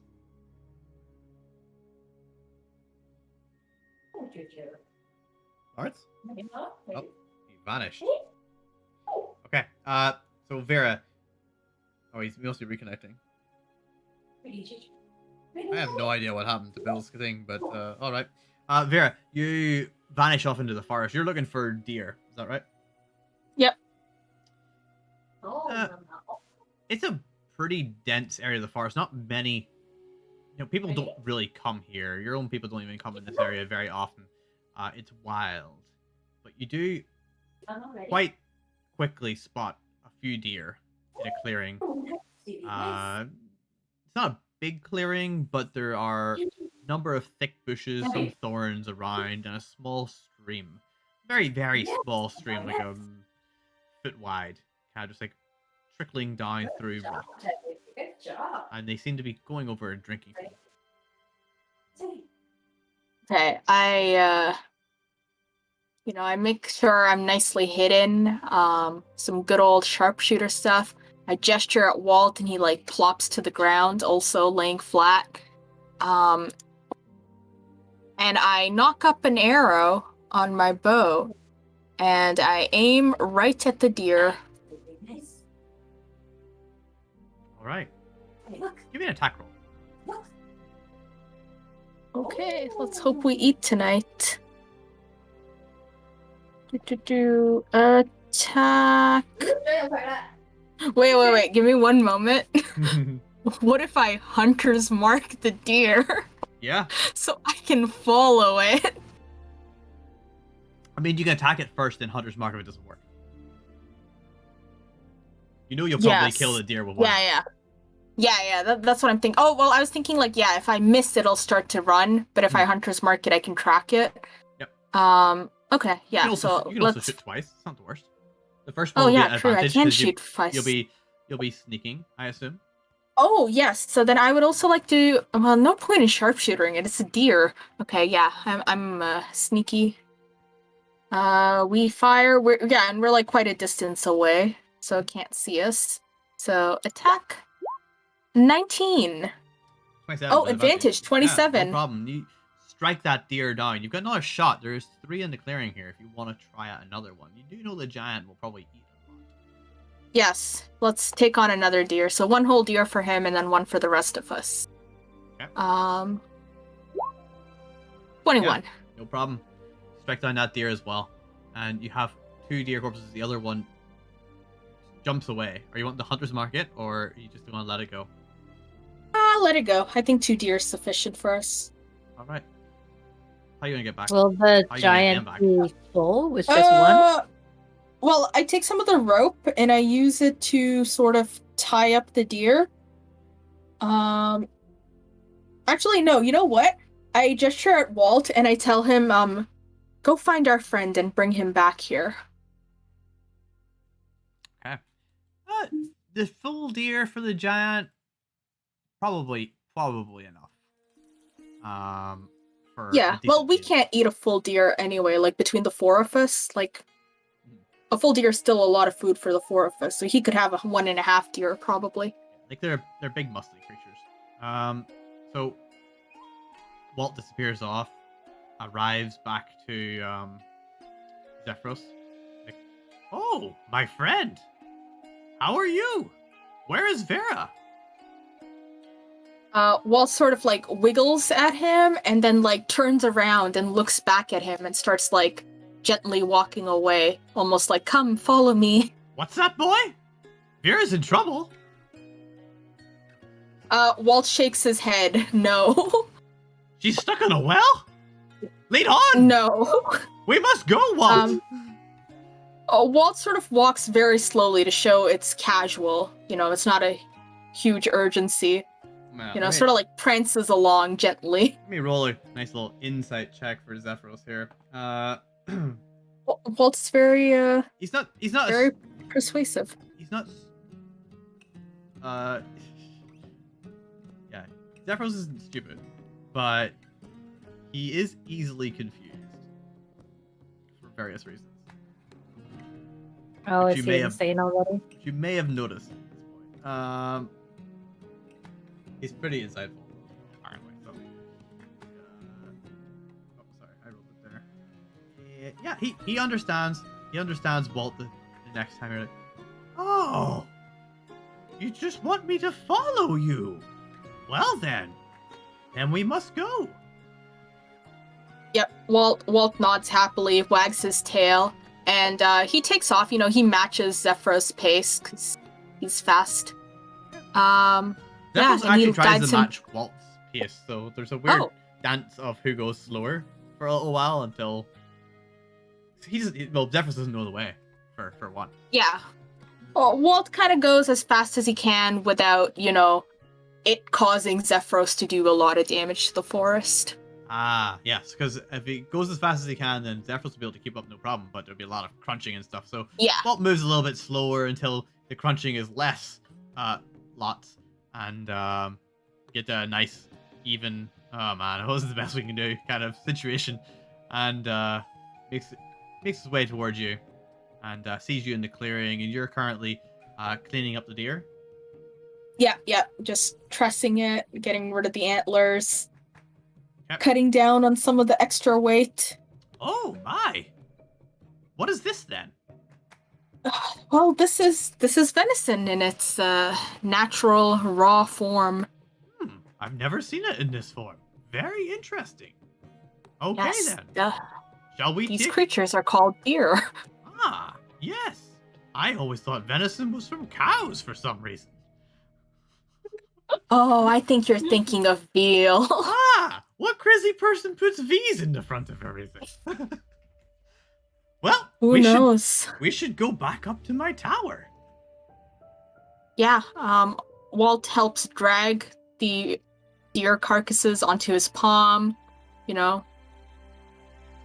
Or wherever. Does he have like a belt pouch or something he can strap some deer to? I'll carry the deer if you sit on my hand. No, I will ask you to hold my staff. And he holds it out towards you. And it's this like huge. I don't. It's like 20 foot tall. Like Oh stick yeah, it's thing, like a tree trunk. Yeah, pretty much. It's not as wide as a tree. Not like a big tree, but you could potentially hold onto it with two hands. But it's like incredibly heavy. But he holds it out to you nonetheless. Wait, he wants me to like hold it for him, or? Yeah, because he's gonna grab the deer. Oh, so hold his staff for him. I look at this and I say, maybe it's best to do 2 trips if you can manage that. No, it's okay. I don't want to waste any time. Just hold it. It'll be fine. I thought time means nothing to him.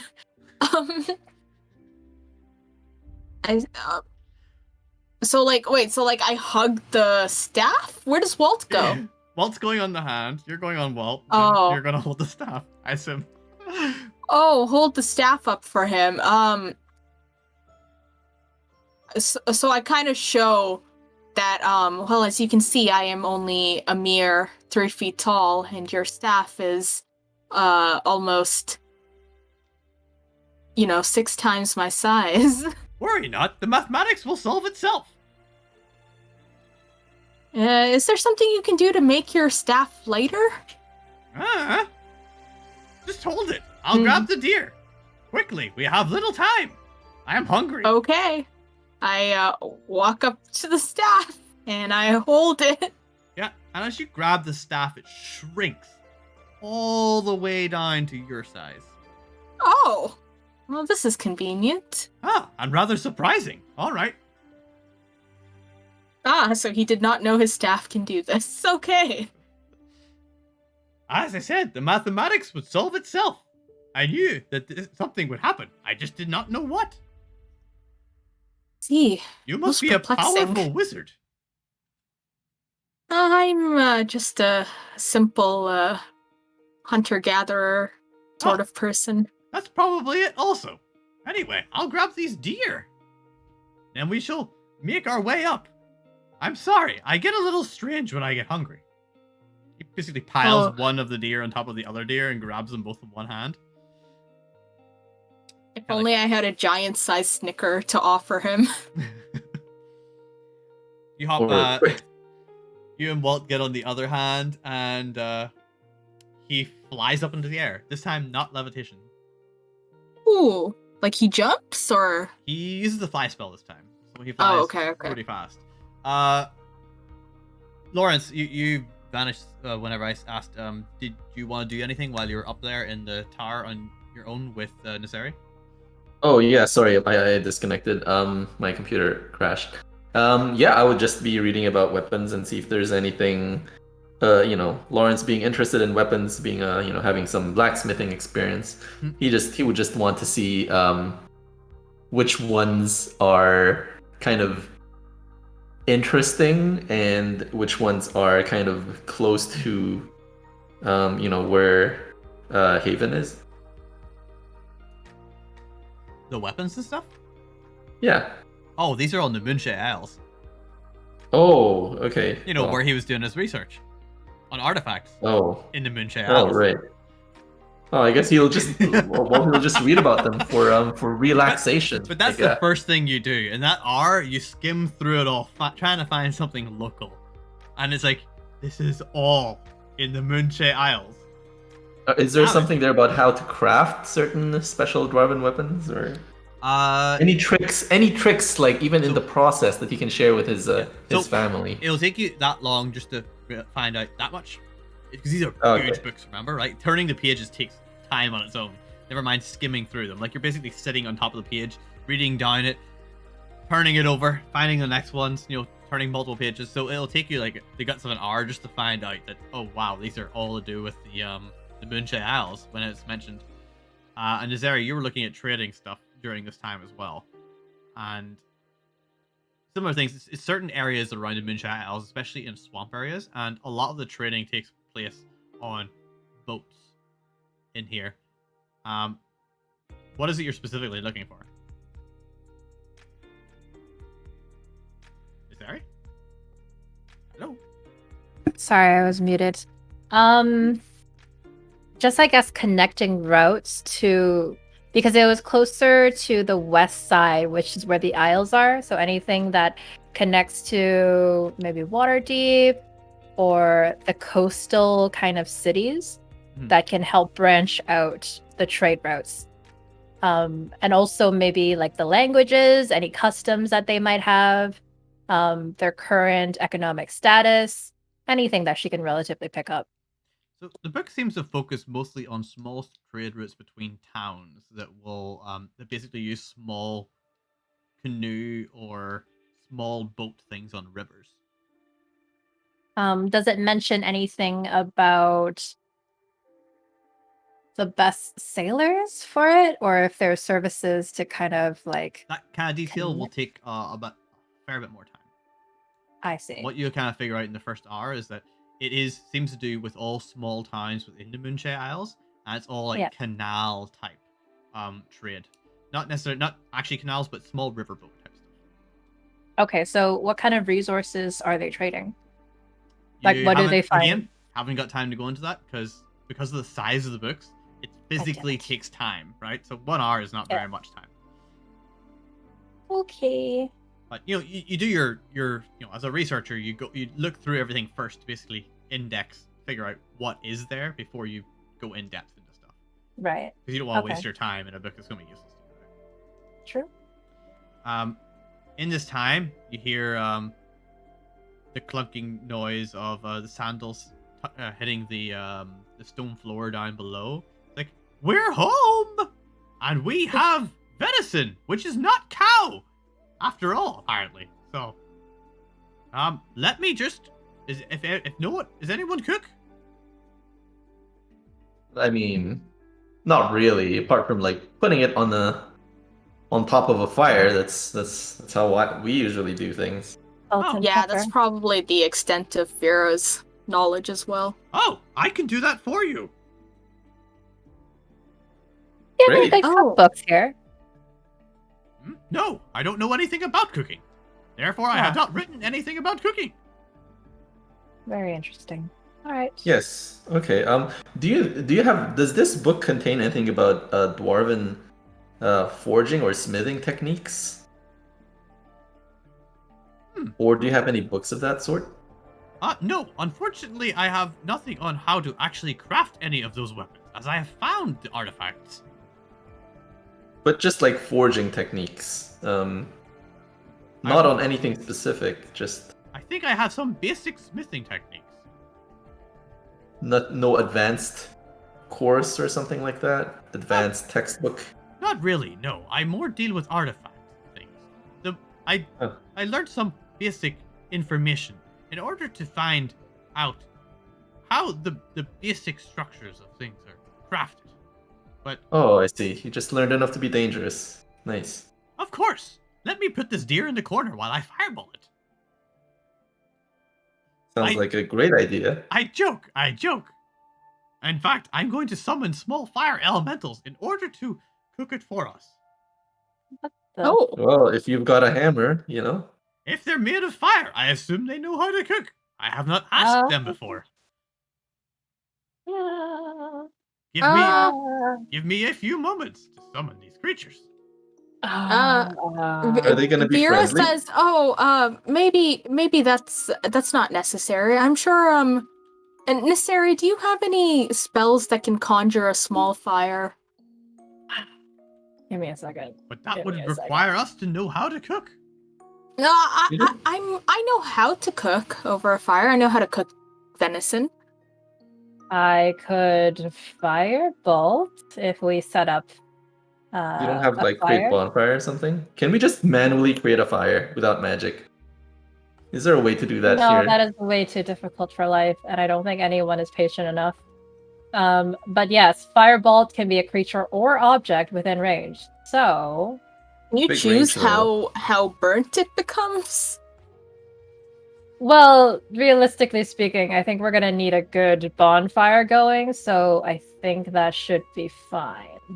Oh, I like set don't know, some you wood on might- fire and then we can Yes. just cook Yes, this. Okay, yes. yeah. Let's cast fireball in a room filled with books. Bolt, Sounds like a bolt, great idea. not fireball. Oh, Bolt. fireball. You gotta okay. really cantrip. emphasize that. It makes a big difference.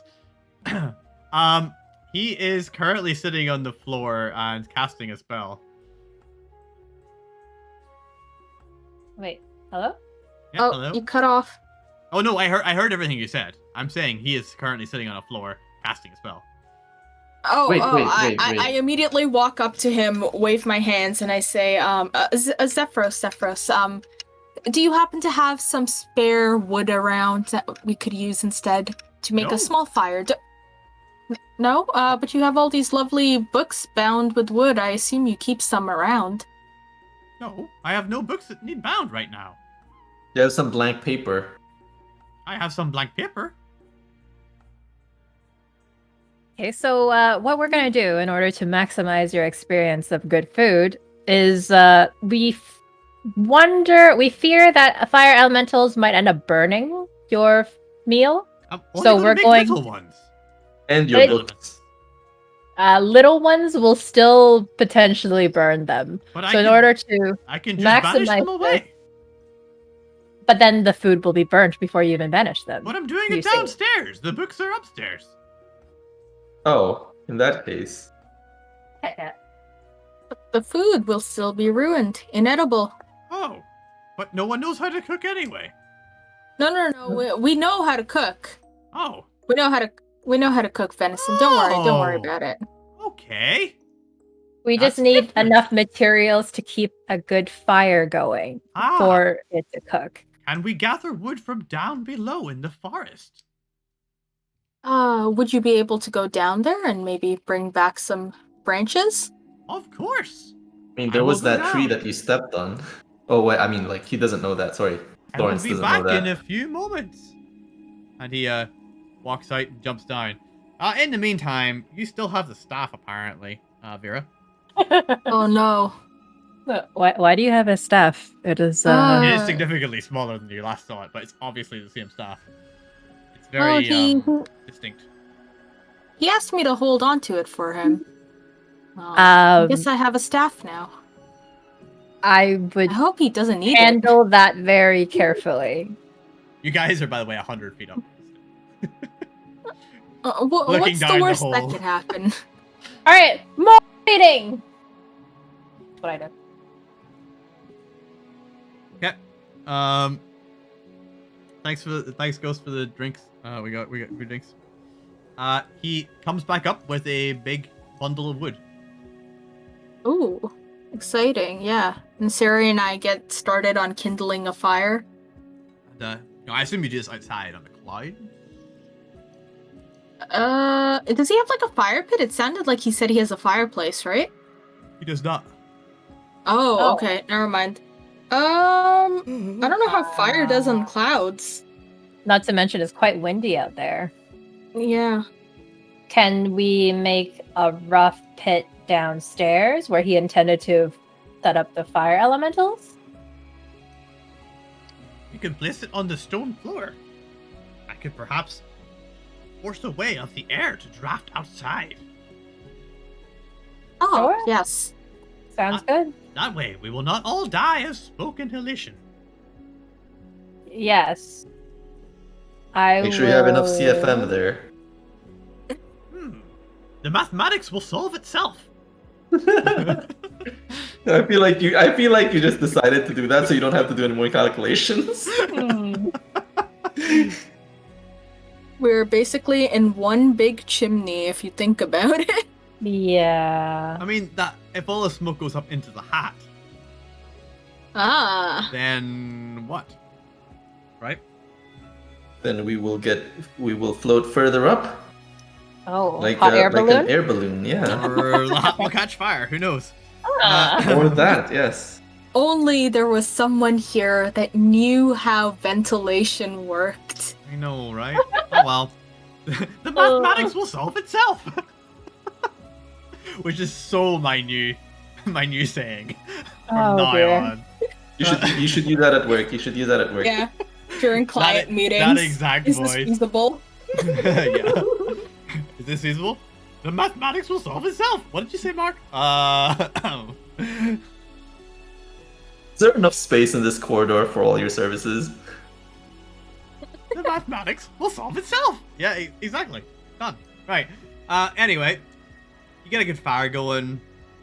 He basically rotates the venison above it with your instructions. You know, very basic cooking kind of skills.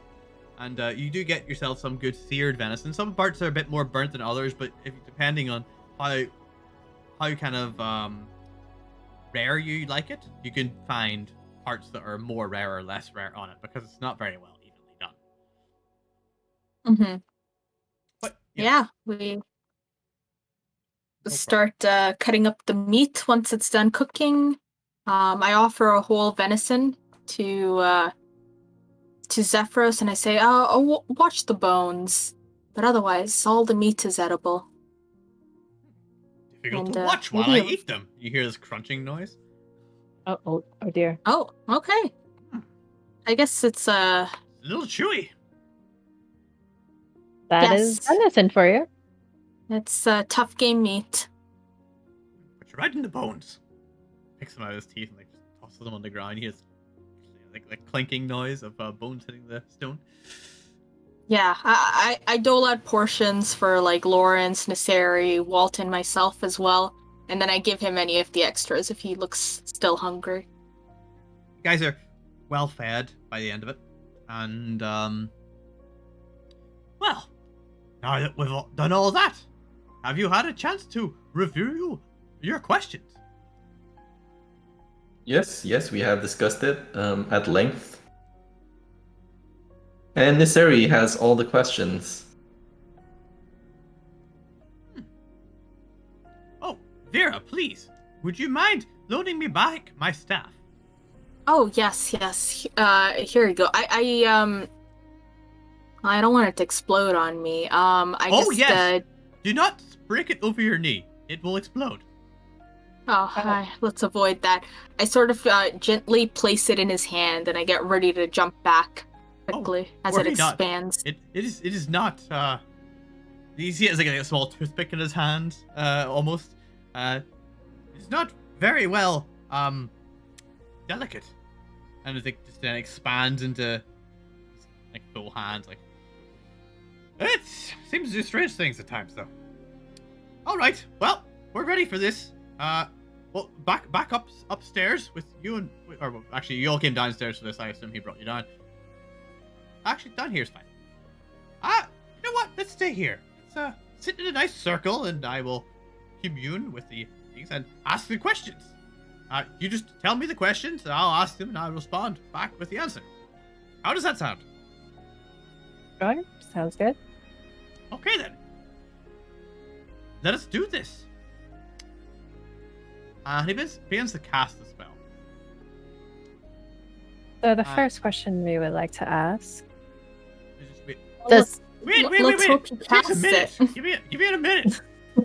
Small people are so fast. No. Actually, she turns to her party members to kind of reconfirm the questions that we're planning to ask to make sure that there's no inconsistencies. She's not telling him about it. I'm not even doing a ritual here. It only takes a minute.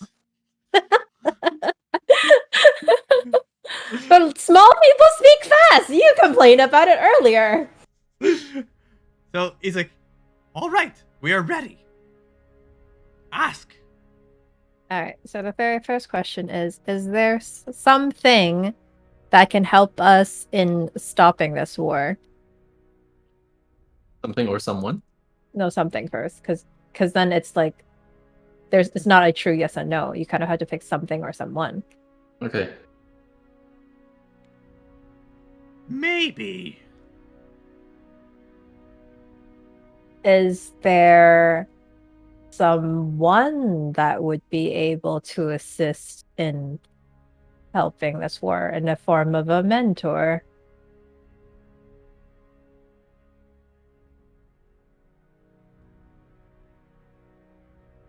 No. Okay. Would this happen to be, would this something that can aid us be on the west side of our would it be located on the west side of our location? No. Would it be located on the north side? Actually, of sorry. our Instead of no, it'll say irrelevant. Irrelevant. irrelevant? In that Um, case, Wait, can we find information in here? That was one of our questions. yeah. Is there something in this tower that would be able to aid us in finding that something? Irrelevant. Oh. All right, 1, 2, 3, 4, 5 question. We have one more. Is the something an artifact located on this plane? No.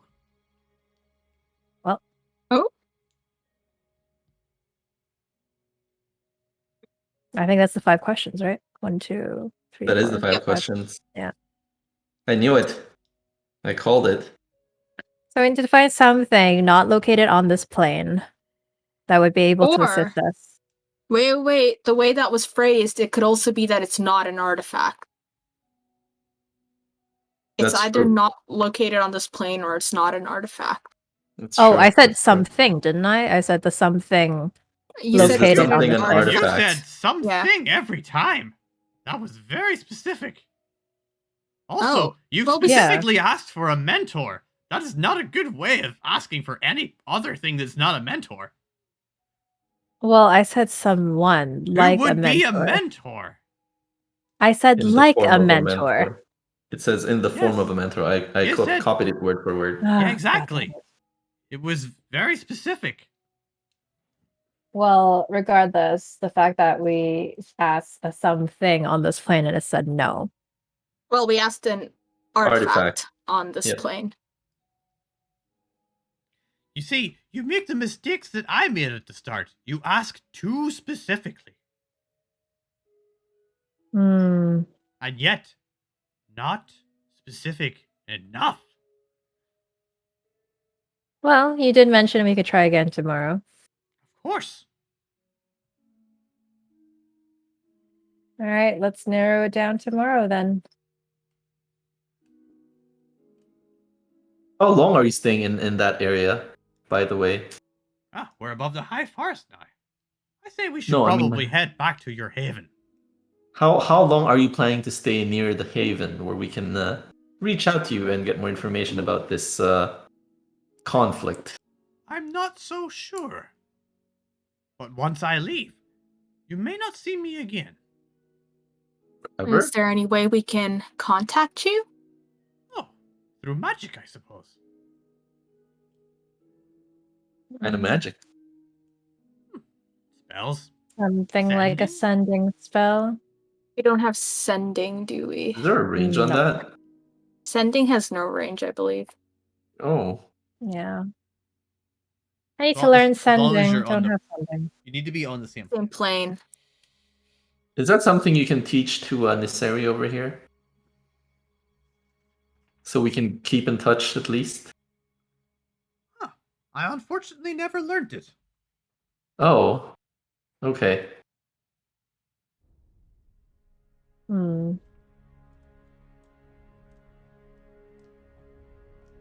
How do you typically keep in contact with the other giants? I don't. I'm what you would call a hermit. Ah, I see. Hermit with a mysterious secret. I have a secret? Well, that's Typically hermits do. That's a secret to me. What does your Ah. staff do, by the way? Oh, It seems to it explodes. have some interesting properties. Explodes? Well, it shouldn't. It would be a very bad way of using it. Just ask someone what their staff does. Why not? I'm curious. It's not polite. Is it? It's a very powerful staff, an artifact I found a long time ago. What can it do apart from explode Oh, and Ask- shrink? Strangely enough, it can make other people shrink too. Oh, interesting. Watch as I, this large giant-like creature, such as yourselves, shrink to a smaller size, as to accommodate your feeble minds. And he shrinks down to a large-sized creature, the size of an ogre. Oh. Interesting. I can also Walt get looks indeed. slightly bigger. disappointed. Oh. Young creature. I could make you larger instead. As he grows back to his usual size, he touches Walt, and Walt turns into a large-sized corgi. Vera looks up at Walt and says, might be hard to get a bit on you now. What does Walt react? Walt is just, shocked at how much taller he is. Very happy, wags his tail, and there's like a slight wind when he does so. Zephryos gives him a real good pat in the head. Oh yeah, now that he's loving large this. size. It's like the equivalent of an actual person and a dog. A small dog. Yeah, at I least. I look at Lawrence and Niserie and I say, I think you guys could ride Walt now. It's actually in perfect proportions for an actual corgi to a person. No. Yeah. Aww.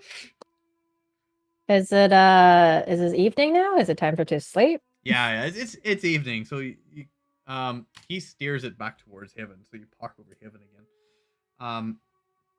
But what I think, because we're later on now, I think this would be a good place to call it for tonight. Okay. If that's okay with everyone. Yep. I think it's best to ponder the better questions based on what we found out as they sleep.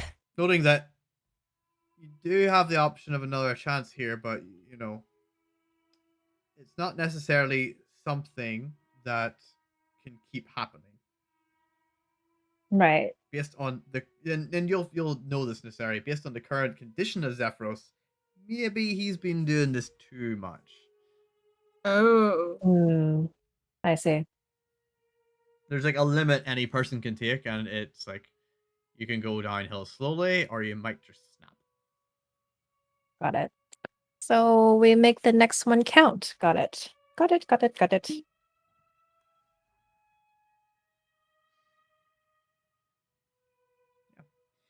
I'm pretty sure still spend most of the first part writing a draft. Crossing out questions, making a better flow chart. Spend the night doing it, forget the whole 8-hour alarm thing that was on the tower. You got better things to do now. You got questions you can ask and get answers. Exactly. Maybe not the whole night, because that's like a level of exhaustion, but Yeah. But I mean, you're not planning on heading back to town. Possibly. No. I don't know. No. Um, To her, she's like, these questions are important. This must be done now. Before he leaves or snaps. Either one, whichever comes first. yeah. So we'll call that there. Hopefully that was okay for you guys. I know it was a lot of roleplay again with no combat again.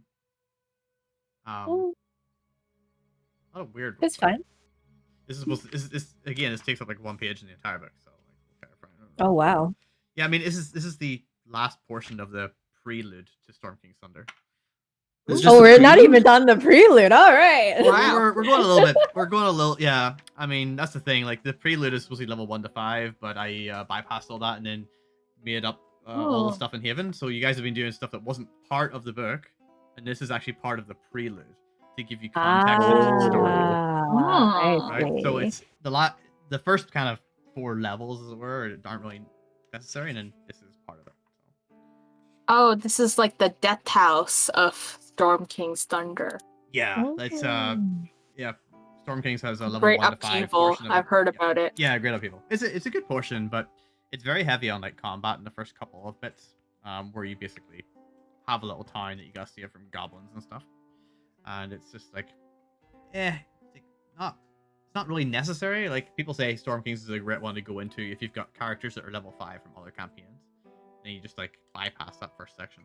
But I like this bit with Zephryos. Like I like having Zephryos in it, so I wanted to make sure you guys still met him because he's got important information and stuff. Though my voice does hurt now. Talking Sorry, like man. this is A very synthesizer. difficult. Sorry, I asked a lot of questions because I know nothing about the giants and stuff and how it works. I know. I want to make sure you guys don't know very much about the giants or how they work initially, because when you find out, it's more interesting knowing as you find out in this particular campaign. Like knowing everything about the giants to begin with is very boring. So, Oh. because and even Zephryos doesn't know everything about the other giants, because in this version of the world they're much more secretive than they usually would be. But they're very secretive either way. That's why they're just coming out of not retirement, but they're coming out now. Doing things. Yeah. So Ozies. yeah, so GG, I guess. GG. Anyone out there still on the chat? Thank you for tuning in. Hopefully, it was fun. That's our 4th session. So we still got the 2 Haven upgrades for the bridge and the mine across this week and up to next week's session. And we're sitting at what are we sitting at now? Like 9,000? 7,000. 7,000 on the bridge, and then Also 7,000 on the Iron Mine. oh, it's 7 on each. Okay. Yeah. Cool. Unless they redeemed anything during your stream. No, I he cancel disabled it. it. I disable it in this stream because of Ah. rerolls. Yeah.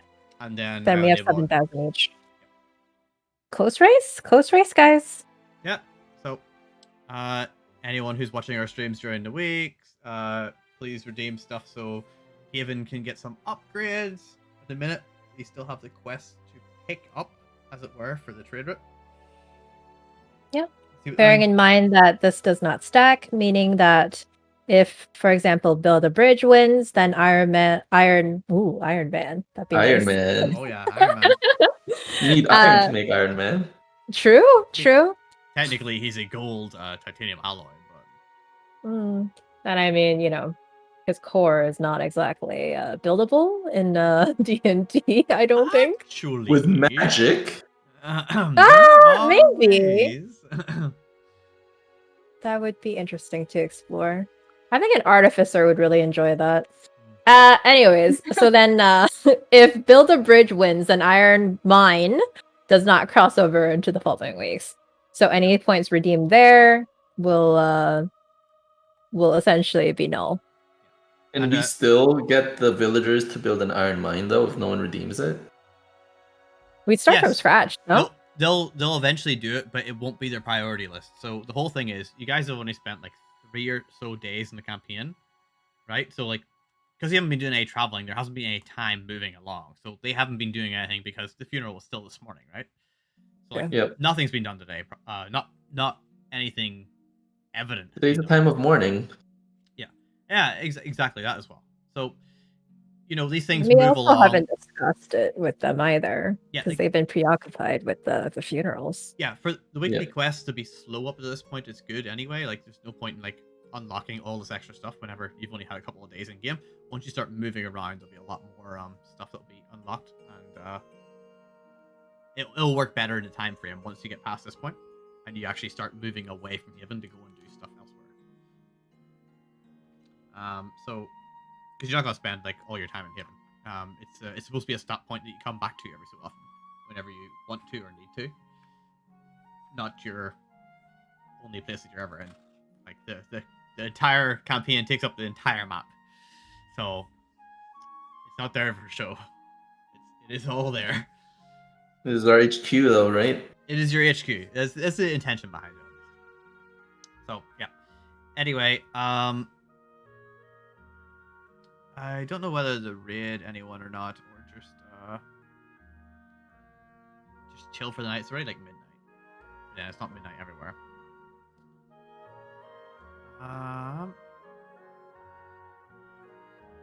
What do you think? Raid or no raid? Always raid. Actually, no, even I don't do that. Up to you. I mean, I think you can end it. It's pretty late. It's lit here. I don't even know what a raid is. West Coast, it's Raid is when Early? you steal someone's chickens and cows. Wow. Oh. we'll end it here. So thank you everyone. GG. Have a good evening, and we'll see you guys next week. GG! GG. Thank you.